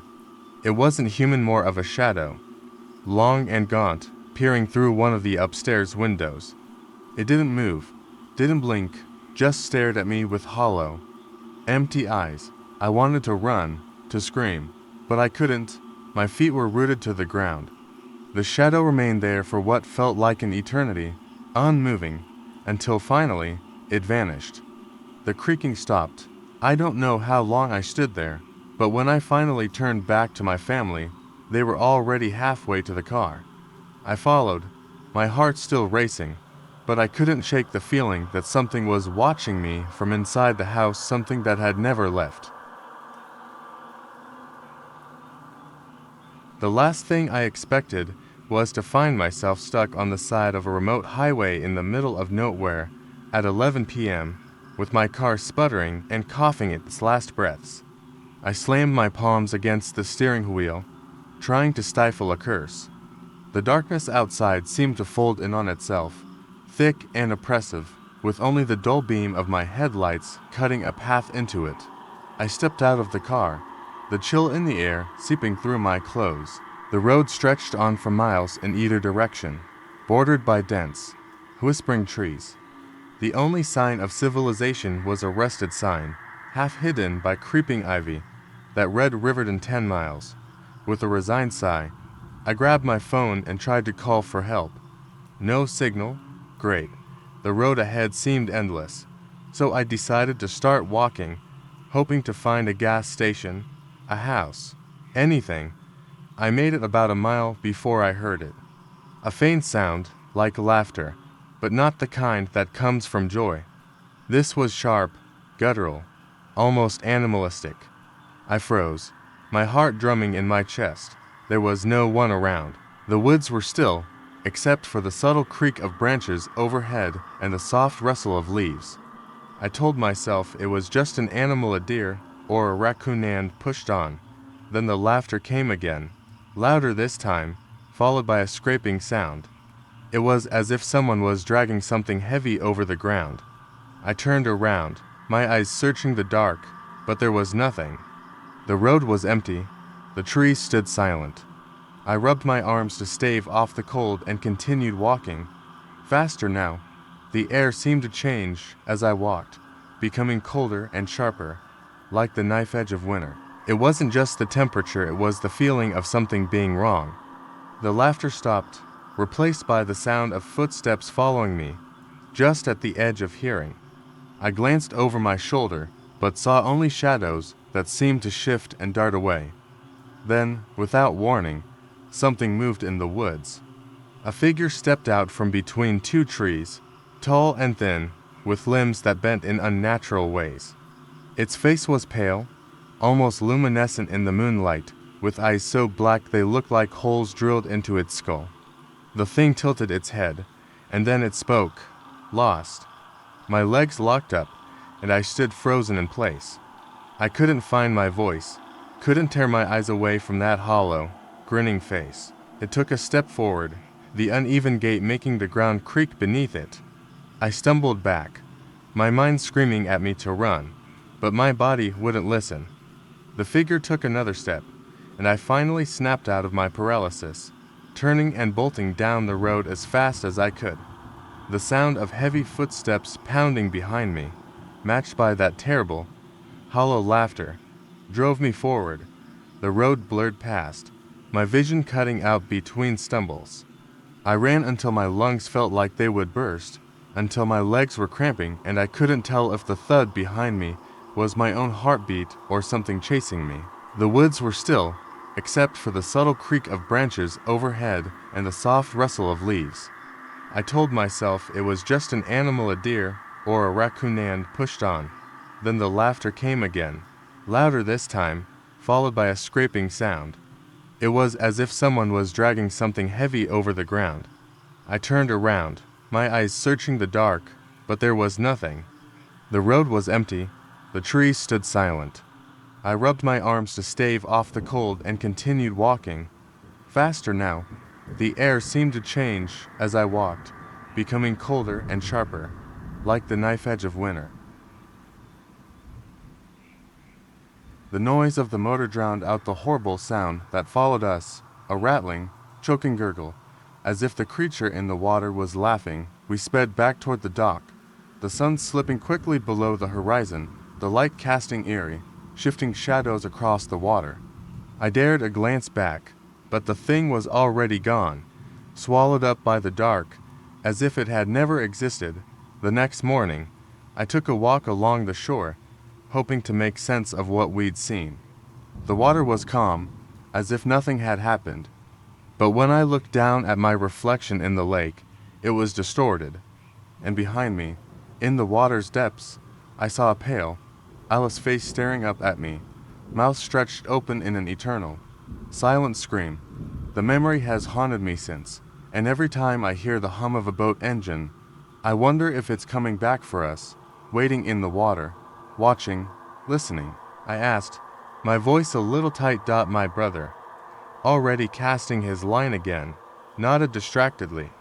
Maybe a bird, no big deal, but it was a big deal. That same shadow zipped across the water again, this time low, skimming just above the surface and leaving ripples in its wake. I swallowed hard. The shadow had no shape, no form. It was more like a smear in the air, an ink blot slipping through the sky. Let's head back, I said, forcing a smile. I didn't want to seem scared, but the air around us was shifting, growing cold despite the sunlight. He looked at me, the twinkle in his eye dimming as he saw the worrying on my face. Sure, he said. We turned the boat around, heading back toward the dock. But before we could get far, a sound broke the surface of the lake. It was low, almost too low to hear, but it made the hairs on my arms stand on end. A low, guttural gurgling, like something was trying to breathe. I stopped breathing. My brother did too, eyes wide as he turned to look at me, the laughter gone from his face. Did you hear that? He whispered. I nodded, unable to speak. The water near the boat shifted, and then it happened. Something broke the surface, shooting up from the lake in a spray of foam and dark water. It was a figure, more a mass of twisting, wet limbs than a body, with eyes that were too wide and a mouth that split open to show rows of teeth. Yellow and jagged dot. My brother grabbed for the motor, but it was too late. The thing was reaching for us, long arms outstretched, glistening and impossibly thin. I screamed as the boat rocked beneath us. He managed to kick the engine to life, pulling the cord with desperate strength. The noise of the motor drowned out the horrible sound that followed us, a rattling, choking gurgle. As if the creature in the water was laughing, we sped back toward the dock, the sun slipping quickly below the horizon, the light casting eerie, shifting shadows across the water. I dared a glance back, but the thing was already gone, swallowed up by the dark, as if it had never existed. The next morning, I took a walk along the shore, hoping to make sense of what we'd seen. The water was calm, as if nothing had happened. But when I looked down at my reflection in the lake, it was distorted. And behind me, in the water's depths, I saw a pale, eyeless face staring up at me, mouth stretched open in an eternal, silent scream. The memory has haunted me since, and every time I hear the hum of a boat engine, I wonder if it's coming back for us, waiting in the water, watching, listening. I was on my way to visit an old friend who lived on a small farm at the edge of town. The directions he gave were simple enough, and the scenery was beautiful, the hills rolling and dotted with wild flowers. But as the sky deepened to a dusky purple, a strange feeling crept up my spine. The road twisted and turned, narrow enough that my car brushed the bushes on either side. The trees grew thicker, their branches weaving together like a canopy, blocking out most of the light. I knew I was close, just a few more bends, when something caught my eye. A figure stood at the side of the road, half hidden in shadow. I slammed on the brakes, tires screeching, and my heart leapt into my throat. The figure didn't move. I squinted, trying to make sense of what I was seeing. It was a man, but his body was bent at an unnatural angle, as if he were being held up by invisible strings. His arms hung limp, fingers brushing against the dirt. His head turned slowly, jerking around as if on a swivel, and his eyes met mine through the glass. The look in them was not human, black and wet, with a depth that seemed to reach inside me and pull.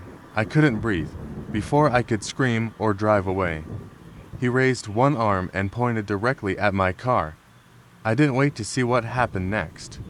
I hit the gas, speeding around the curve and desperately trying to tell myself it was just a hallucination or some poor, lost soul. My phone buzzed in the cup holder, but I ignored it. I needed to get to safety, to the farm, to my friend. I glanced at the rearview mirror, and for a split second, I thought I saw him there, just behind the car, staring with those black, soulless eyes. I blinked, and he was gone. When I finally pulled into the gravel driveway of the farm, I slammed the car door and ran up to the porch. The house was quiet, dark with no light spilling through the windows. I knocked, my knuckles hitting the wood like a drumbeat. No answer. Panic clawed at my chest, and I knocked harder, shouting his name. The silence was broken by the sound of footsteps behind me. I spun around, eyes wide, searching the dark yard. The air was damp and cold, and I could see my breath curling in the faint moonlight. Out of the corner of my eye, I caught a movement of figures stepping out from behind the barn. It wasn't my friend. It was him, the man from the road, his body still bent at that unnatural angle. He stepped forward, and as he moved, his limbs made wet, snapping sounds. The same dark, black eyes stared at me. Before I could run, he raised his arm again and pointed a gnarled finger toward the house. The light in the window flickered and blinked out, leaving only darkness. The air seemed to shift, heavy and suffocating, and the yard was filled with a sound I can only describe as whispering hundreds of voices, too quiet to make sense of. But the tone was unmistakable. I turned and bolted for the door, twisting the handle until it nearly broke. Inside, the house was still dark, cold, as if no one had lived there for years. I swept my phone across the room, and its light illuminated something that made my blood freeze. On the wall, written in what looked like smeared ash, were the words, "He's waiting for you." The sun had just set, painting the sky a deep, fiery orange when I arrived at my grandparents' old farmhouse. They had passed years ago, but I still visited their home to keep the place in good shape.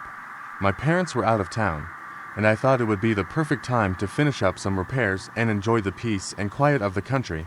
The house was surrounded by fields of tall corn that creaked in the wind. The soft, rhythmic rustling made for a strange sort of comfort as I walked through the yard. But, as the night deepened, that comfort began to twist into something else, something cold. I was in the kitchen, trying to fix the sink when I heard the first sound, a soft, rhythmic thud, as if something were tapping against the side of the house. At first, I ignored it, thinking it was just the wind against the wood. But then the thudding grew louder and more insistent, moving around the perimeter of the house. My heart skipped a beat as I turned off the tap and listened intently. The noise came from the back of the house, near the barn. I grabbed the flashlight I'd left on the counter, trying to steady my shaking hands. The light cut through the darkness in a narrow beam, illuminating the yard in jagged strips of silver and black. I took a step outside, the air suddenly colder. The crickets had stopped singing, and the wind had died down to a whisper. It felt as if the world was holding its breath. I aimed the flashlight at the barn and froze. The door, which had always hung slightly ajar, was now wide open, creaking as it swayed gently in the breeze. And standing in the doorway was a figure. At first, I thought it was just my eyes playing tricks on me. But then the figure moved, a tall, thin silhouette with long arms and a head that was too large for its body. It shifted, like it was trying to get a better look at me. My pulse thundered in my ears, and I took a step back. The barn door creaked again, this time louder, as if something had stepped forward into the moonlight. I tried to call out, but my voice caught in my throat. It was then that I realized the figure was holding something. A long, curved blade that caught the light and reflected it in a way that made my skin prickle. It pointed the blade at me, then tilted its head, as if curious. The silence was deafening. I stumbled backward and nearly fell over a rock. My flashlight hit the ground and rolled, the beam sweeping over the cornfield that surrounded the property. The movement caught my attention. There were more of them, figures emerging from between the stalks. Tall, thin shapes, all with strange, twisted limbs and empty eyes that glowed a pale blue in the moonlight. My breath quickened. I scrambled to pick up the flashlight. The figure in the barn didn't move, but the others in the cornfield did, closing in around the house. I knew I had to run, but my legs felt like lead. I aimed the beam of the flashlight at the nearest one, and it flinched back, letting out a sound that was somewhere between a hiss and a low, wet growl. I bolted toward the front of the house, racing past the porch and slamming my hand against the door. It creaked open just as I stumbled inside, slamming it shut behind me. The old lock clicked into place, and I pressed my back against the wood, gasping for breath. The thudding returned, only now it was inside, pounding against the walls and floor like 100 feet, shuffling over the old wood. I turned and grabbed a rusty old poker from the fireplace, my knuckles white as I gripped it. Then the whisper came, so soft I almost didn't hear it. A voice, as thin as the wind, whispering in the dark, "Not done. Not done." I spun around, the flashlight catching a glimpse of a pale face pressed against the window, eyes wide and glowing like the figures outside. It mouthed the same words, over and over. And that's when I realized, whatever these things were, they were waiting for me to step outside. They wanted me to leave, to join them under the moonlight. The noise stopped as suddenly as it had begun, leaving only the cold silence of the night. The house seemed to breathe around me, its ancient wood creaking in time with my heartbeat. I dared a glance outside and saw nothing but the moonlit corn, swaying gently in the wind, but I knew they were still out there, lurking in the dark, waiting for the next moment I might open a door or step out of the safety of the house. And I knew I would never forget their eyes, those cold, empty eyes that glowed in the dark. It started with a simple invitation, a weekend trip to the lake. A friend of mine had rented an old boathouse by the water, a place where families used to go decades ago before it fell into disrepair. The photos she sent showed a charming, rustic building with peeling paint and weathered wood, a quaint escape from our busy lives. I was hesitant, but the promise of clear skies and warm summer nights was too tempting to pass up. When we arrived, it was everything I expected, quiet and isolated. The boathouse was perched at the edge of a small, serene lake surrounded by pines.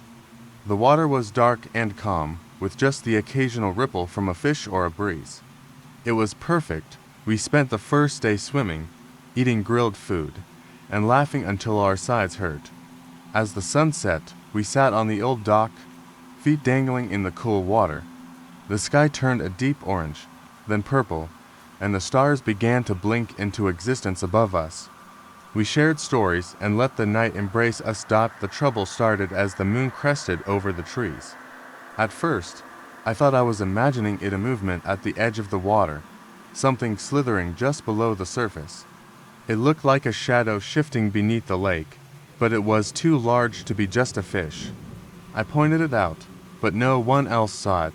They laughed, saying I was tired, seeing things, but the movement didn't stop.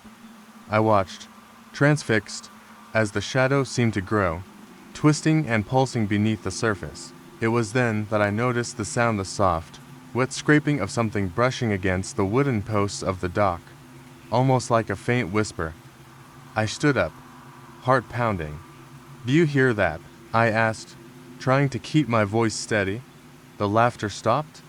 We all listened, and that's when we heard it, a deep, low gurgle from under the water, followed by the sound of something heavy sliding across the boards. A chill settled into my bones. I backed up as the water near the edge of the dock rippled, and then something broke the surface. It was dark and slick, like oil, and it moved like a snake, but with long, skeletal limbs that reached out and curled toward us. We screamed and scrambled to the shore, my feet barely finding purchase on the slick rocks.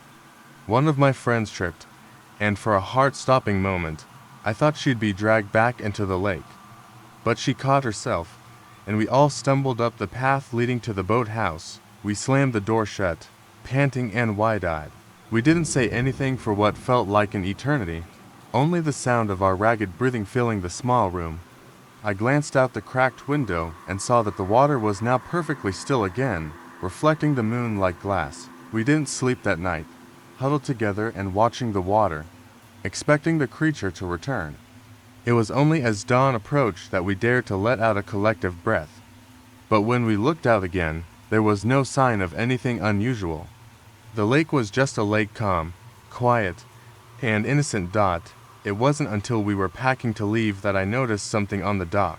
The boathouse was perched at the edge of a small, serene lake surrounded by pines.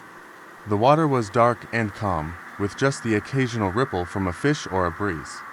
It was perfect. We spent the first day swimming, eating grilled food, and laughing until our sides hurt.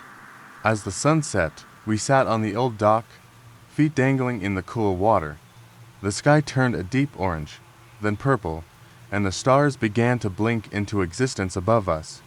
We shared stories and let the night embrace us. The trouble started as the moon crested over the trees. At first, I thought I was imagining it a movement at the edge of the water, something slithering just below the surface. It looked like a shadow shifting beneath the lake, but it was too large to be just a fish. I pointed it out, but no one else saw it. They laughed, saying I was tired, seeing things, but the movement didn't stop. I watched, transfixed, as the shadow seemed to grow, twisting and pulsing beneath the surface. It was meant to be an ordinary day at the beach. I had been looking forward to it all week. The sun, the sound of the waves, the smell of salt in the air. I left the city early with a few friends, and we drove out to the coast. It was early enough that the beach was empty, just the way I liked it. We set up our towels, unpacked snacks, and played music while the waves rolled in and out. As the sun climbed higher, we swam and joked, letting the waves carry us like we were kids again. The water was colder than usual, but it felt refreshing against the sweltering heat. After an hour or so, I noticed something strange. Just past the line where the water met the sand, there was an area where the waves seemed to break differently. It looked as if the water was churning, moving in slow, jerky circles. I squinted at it, trying to make sense of what I was seeing. It was a man, probably in his early 30s. He was flailing, waves crashing over him, pulling him deeper. I pushed forward, the water tugging at my legs, and reached out. I grabbed his arm, but when I tried to pull him closer, he went rigid, staring past me, eyes filled with pure, unbridled terror. "Don't turn around," he screamed, voice choked and panicked. I froze, but I couldn't stop myself from turning my head. What I saw made my blood run cold. A dark shape had emerged from beneath the water. It moved as if it were made of liquid, its surface shifting and undulating like oil.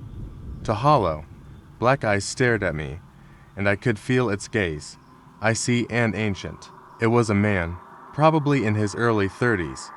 He was flailing, waves crashing over him, pulling him deeper. I pushed forward, the water tugging at my legs, and reached out. I grabbed his arm, but when I tried to pull him closer, he went rigid, staring past me, eyes filled with pure, unbridled terror. "Don't turn around," he screamed, voice choked and panicked. I froze, but I couldn't stop myself from turning my head. What I saw made my blood run cold. A dark shape had emerged from beneath the water. It moved as if it were made of liquid, its surface shifting and undulating like oil. To hollow, black eyes stared at me, and I could feel its gaze, icy and ancient. A gaping mouth split its face, filled with rows of jagged teeth. My breath caught, and the man screamed again. He pulled away from me, but it was too late. The water shifted, and he was gone, dragged under in an instant. The surface of the water settled as if nothing had happened, leaving only ripples behind. I stumbled backward, nearly falling into the water, and scrambled to get out. I didn't even look at my friends, who were now staring at me, eyes wide with confusion and fear. I ran up the sand, heart pounding, the air around me thick with salt and panic. I didn't stop until I was safe in my car, locked inside, staring back at the beach. The ocean was calm again, nothing out of the ordinary, as if the man and the thing in the water had never been there. But I'll never forget the sound of his last scream or the black, hungry eyes that had looked at me from beneath the waves. They were still there, waiting, just below the surface. It was supposed to be a simple day trip. My friends and I had decided to spend the afternoon exploring the cliffs overlooking the lake, a spot known for its breathtaking views and an old, rusted watchtower that people claimed had been abandoned for decades. None of us were prepared for what we'd find that day. The sun was warm, casting long golden light across the grass and trees. We parked at the edge of the hiking path and made our way toward the cliffs. The path was narrow and winding, with patches of moss that clung to the rocks like velvet. I shivered, and before I could say anything, Gabe let out a loud gasp. I turned to see him staring out into the distance, eyes wide with terror. "Do you see that?" he whispered, pointing at the water. My gaze followed, and I saw it, a figure, standing in the middle of the lake. It was too far to make out details, but it looked human, its arms outstretched, as if reaching for something. A thin mist was rising around it, curling in slow, ghostly waves. "What the hell?" I muttered. One of my friends, Mia, stepped beside me, peering over the edge of the tower. "It's probably just a log or something," she said, but her voice was strained. Her eyes locked on the figure that wasn't moving. A moment later, the figure turned its head, and we all recoiled as if struck. It was weather-beaten, its once proud frame now leaning precariously. The wood was splintered and gray, with vines curling around the base as if trying to hold it together. I hesitated at the base, a sudden chill running down my spine. The air felt heavier here, almost as if it were pressing in on me. "Are you coming or not?" Gabe called, already climbing up the rickety stairs. I followed him, my hands brushing against the rough wood as I took each step. The tower creaked under our weight, the sound echoing like a warning. When we reached the top, I took a deep breath and looked out over the cliff again, but this time, the beauty of the view was overshadowed by a strange feeling. The lake seemed darker, the surface like black glass now, mirroring the sky. Suddenly, the wind picked up, whistling through the cracks of the tower. I shivered, and before I could say anything, Gabe let out a loud gasp. I turned to see him staring out into the distance, eyes wide with terror. "Do you see that?" he whispered, pointing at the water. My gaze followed, and I saw it, a figure, standing in the middle of the lake. It was too far to make out details, but it looked human, its arms outstretched, as if reaching for something. A thin mist was rising around it, curling in slow, ghostly waves. "What the hell?" I muttered. One of my friends, Mia, stepped beside me, peering over the edge of the tower. "It's probably just a log or something," she said, but her voice was strained. Her eyes locked on the figure that wasn't moving. A moment later, the figure turned its head, and we all recoiled as if struck. Its face was blank, pale as marble, with eyes that seemed to glow faintly in the dim light. Then it moved, slowly, gliding across the surface of the water as if it were floating on air. "Run," Gabe said, his voice breaking. We bolted, scrambling down the stairs as fast as we could. The creaking and groaning of the wood seemed to echo the thumping of our hearts, louder with every step we took. When we reached the bottom, we didn't stop running. It was weather-beaten, its once proud frame now leaning precariously. The wood was splintered and gray, with vines curling around the base as if trying to hold it together. I hesitated at the base, a sudden chill running down my spine. The air felt heavier here, almost as if it were pressing in on me. "Are you coming or not?" Gabe called, already climbing up the rickety stairs. I followed him, my hands brushing against the rough wood as I took each step. The tower creaked under our weight, the sound echoing like a warning. When we reached the top, I took a deep breath and looked out over the cliff again, but this time, the beauty of the view was overshadowed by a strange feeling. The lake seemed darker, the surface like black glass now, mirroring the sky. Suddenly, the wind picked up, whistling through the cracks of the tower. The summer I turned 18, my cousins and I decided to spend the weekend at their grandparents' old farm. The house was on the edge of a small, sleepy town, surrounded by fields that stretched for miles and a patch of forest on one side. I had spent summers there when I was younger, but this time felt different. The place was darker. Somehow, even in the middle of the day, we arrived around mid-afternoon. The farm had a rusted, creaky metal gate that looked like it might fall apart if you touched it, and the paint on the house was chipped and faded. It had been a while since anyone had taken care of it. After we settled in, we explored the property, climbing trees, poking around the old barn, and chasing each other through the long grass. The scent of hay and earth clung to the air, sweet and sharp. As the sun dipped below the horizon, the sky deepened into a rich, bruised blue. That was when we noticed the sound. It started as a low rumble from the woods behind the house, like the growl of distant thunder. But it wasn't quite right. It had a steady, pulsing rhythm to it, almost like footsteps. We looked at each other, nervous laughter escaping us as we tried to dismiss it. Probably just some wild animal, my cousin Peter said, though his voice wavered.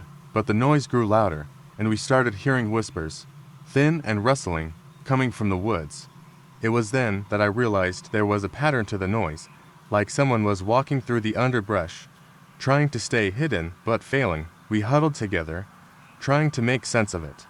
I was about to suggest we go back inside when the air turned colder, and a shadow fell across the yard. A figure stepped out of the forest.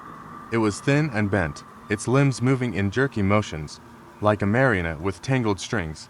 I couldn't breathe. The figure took a step forward, and its face came into view. It was pale, almost translucent, with eyes that were dark pits, as if they had been carved out. A low, rasping breath escaped its mouth, and it tilted its head, like it was studying us. Double quotes run. I whispered. We bolted for the house, hearts pounding in our chests. I could hear the figure shuffling behind us, the leaves crunching underfoot. We slammed the door shut, the lock clicking into place just as the figure reached it. For a moment, there was silence. Then came a sharp, scraping sound, like nails dragging down the door. We huddled in the dark, staring at the thin sliver of light under the door. The whispers came again, this time louder, more insistent. I felt a rush of cold air move across my skin, as though something was just inches away. The sound of scraping shifted to a loud thump. And then it stopped. We dared to breathe again, the fear making us dizzy. I reached for my phone, but there was no signal. My cousins whispered about calling for help, but the landline in the kitchen was dead, the cord frayed and hanging limply. Suddenly, a soft knock came from the back door. Peter glanced at me, eyes wide, and whispered, "It's inside." We moved as a group to the kitchen, every step echoing in the silent house. I peeked through the cracked door, and the sight made my blood freeze. The figure was standing on the porch, staring at us through the glass. It didn't move, didn't blink. But then, its mouth opened wider, impossibly wide, and it spoke in a voice like wind through dead branches. "You shouldn't have come back."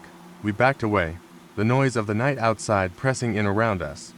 The whispers returned, but this time, they were joined by a second voice, then a third. Shapes began to form in the windows, figures pressing their faces against the glass, eyes black and hollow. The next thing I remember is waking up in the middle of the yard at dawn, the others scattered around me. The house was silent, its doors and windows closed, as if nothing had happened.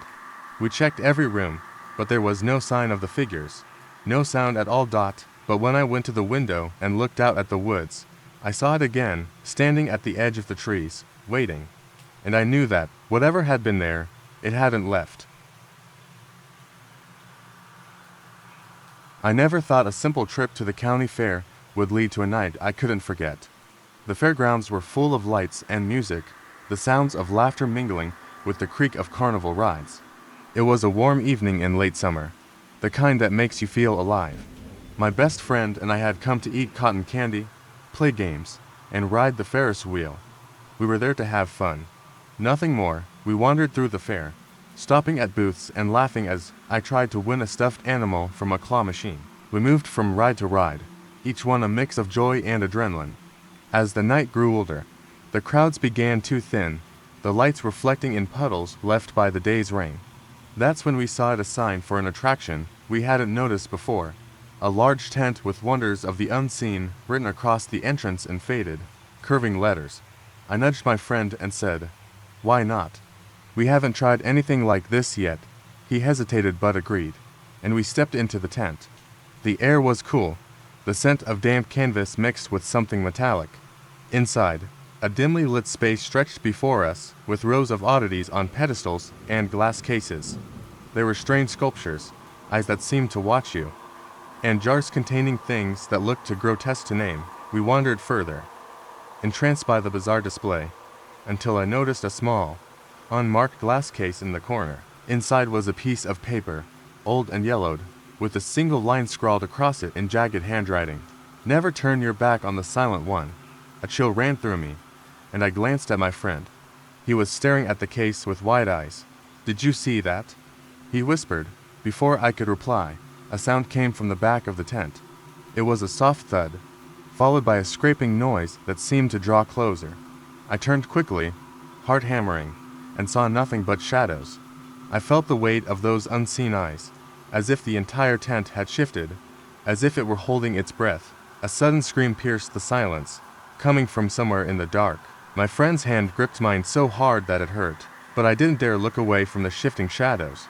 The scraping sound was louder now, followed by a soft, guttural whisper. "Go, now!" The voice came from behind us. I spun around, and there, standing just a few feet away, was a figure in tattered clothes, its face obscured by a hood. The eyes that peered out from under the fabric were black and deep, a void that seemed to pull at my mind. The whisper came again. "Leave this place. Leave now." I yanked my friend toward the exit, but the tent seemed to stretch, the entrance impossibly far away. We stumbled over discarded objects and felt the air grow colder. The sound of footsteps behind us quickened, a wet, dragging shuffle. I didn't dare look back. I could feel it getting closer, an unnatural presence that made my skin crawl. Just when I thought I couldn't take another step, we burst through the entrance and into the moonlit fairgrounds. The lights seemed brighter, the noise of the music and laughter louder, as if we had just woken up from a nightmare. We ran to the nearest food stand, gasping for breath, eyes darting back to the entrance of the tent. It was empty. The sign for Wonders of the Unseen now looked torn and tattered, barely hanging on its posts. The tent had vanished, leaving only a dark patch of ground where it once stood. We didn't speak about what had happened that night. It was easier not to, but every now and then, when I hear a sound in the dark or feel something move just out of sight, I remember the whisper, the eyes, and the figure that stood in the shadows. Never turn your back on the silent one, and I know it's still out there. It was supposed to be a simple day trip.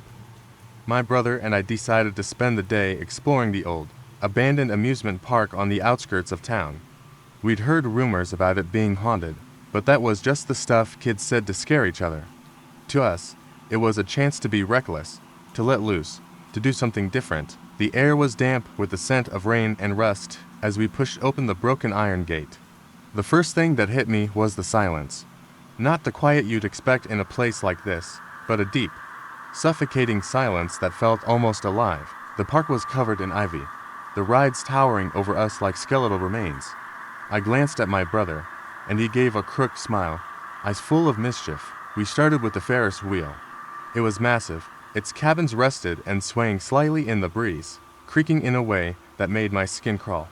We climbed up to the top, where the view stretched for miles, and for a moment, I felt invincible, but then I heard it, a faint, rhythmic thumping. I glanced down to see if my brother was moving, but he was still staring at the view.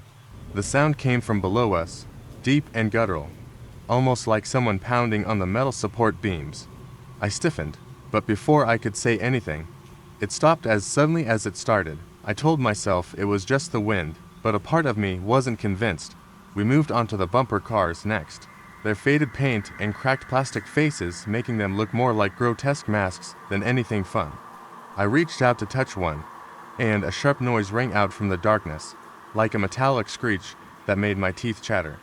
My brother froze, his eyes wide. "Did you hear that?" he whispered.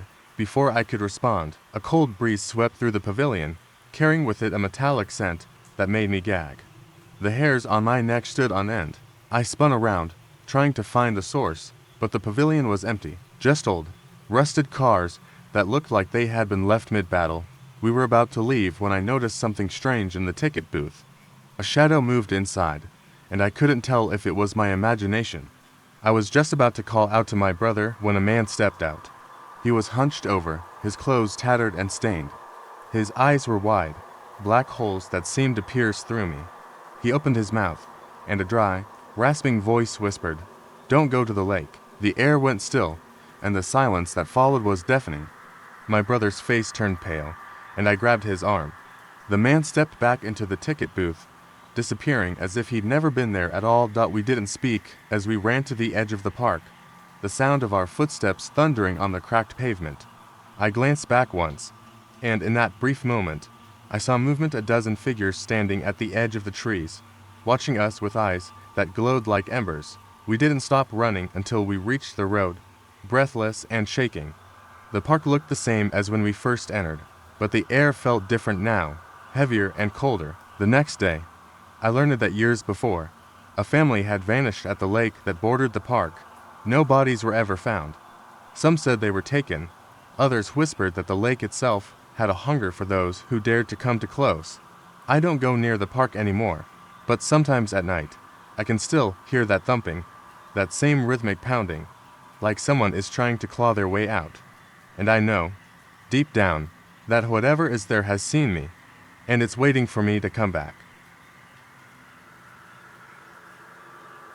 The road to the old farmhouse was long and winding, a forgotten path that cut through fields of tall grass and gnarled oaks. I had never been out to the farm before, but my friend Aaron had convinced me to join him on this trip to visit his grandparents. They were out of town, and he thought it would be fun to spend the weekend there exploring and getting away from the city that had started out as a joke between us, a way to break up the monotony of our usual weekend routine. But, as the sun sank below the horizon, the light slipping into dark shadows, an unease settled over me. The farmhouse stood on the edge of a field, its old wooden panels darkened with age. Windows that had once been bright and inviting now cracked and dusty. We explored the house in the fading light, peering into rooms filled with old, rusting tools and faded photographs of a family that felt like a ghostly memory. I touched a picture frame that showed a woman and a man with a young child, their smiles warm and familiar.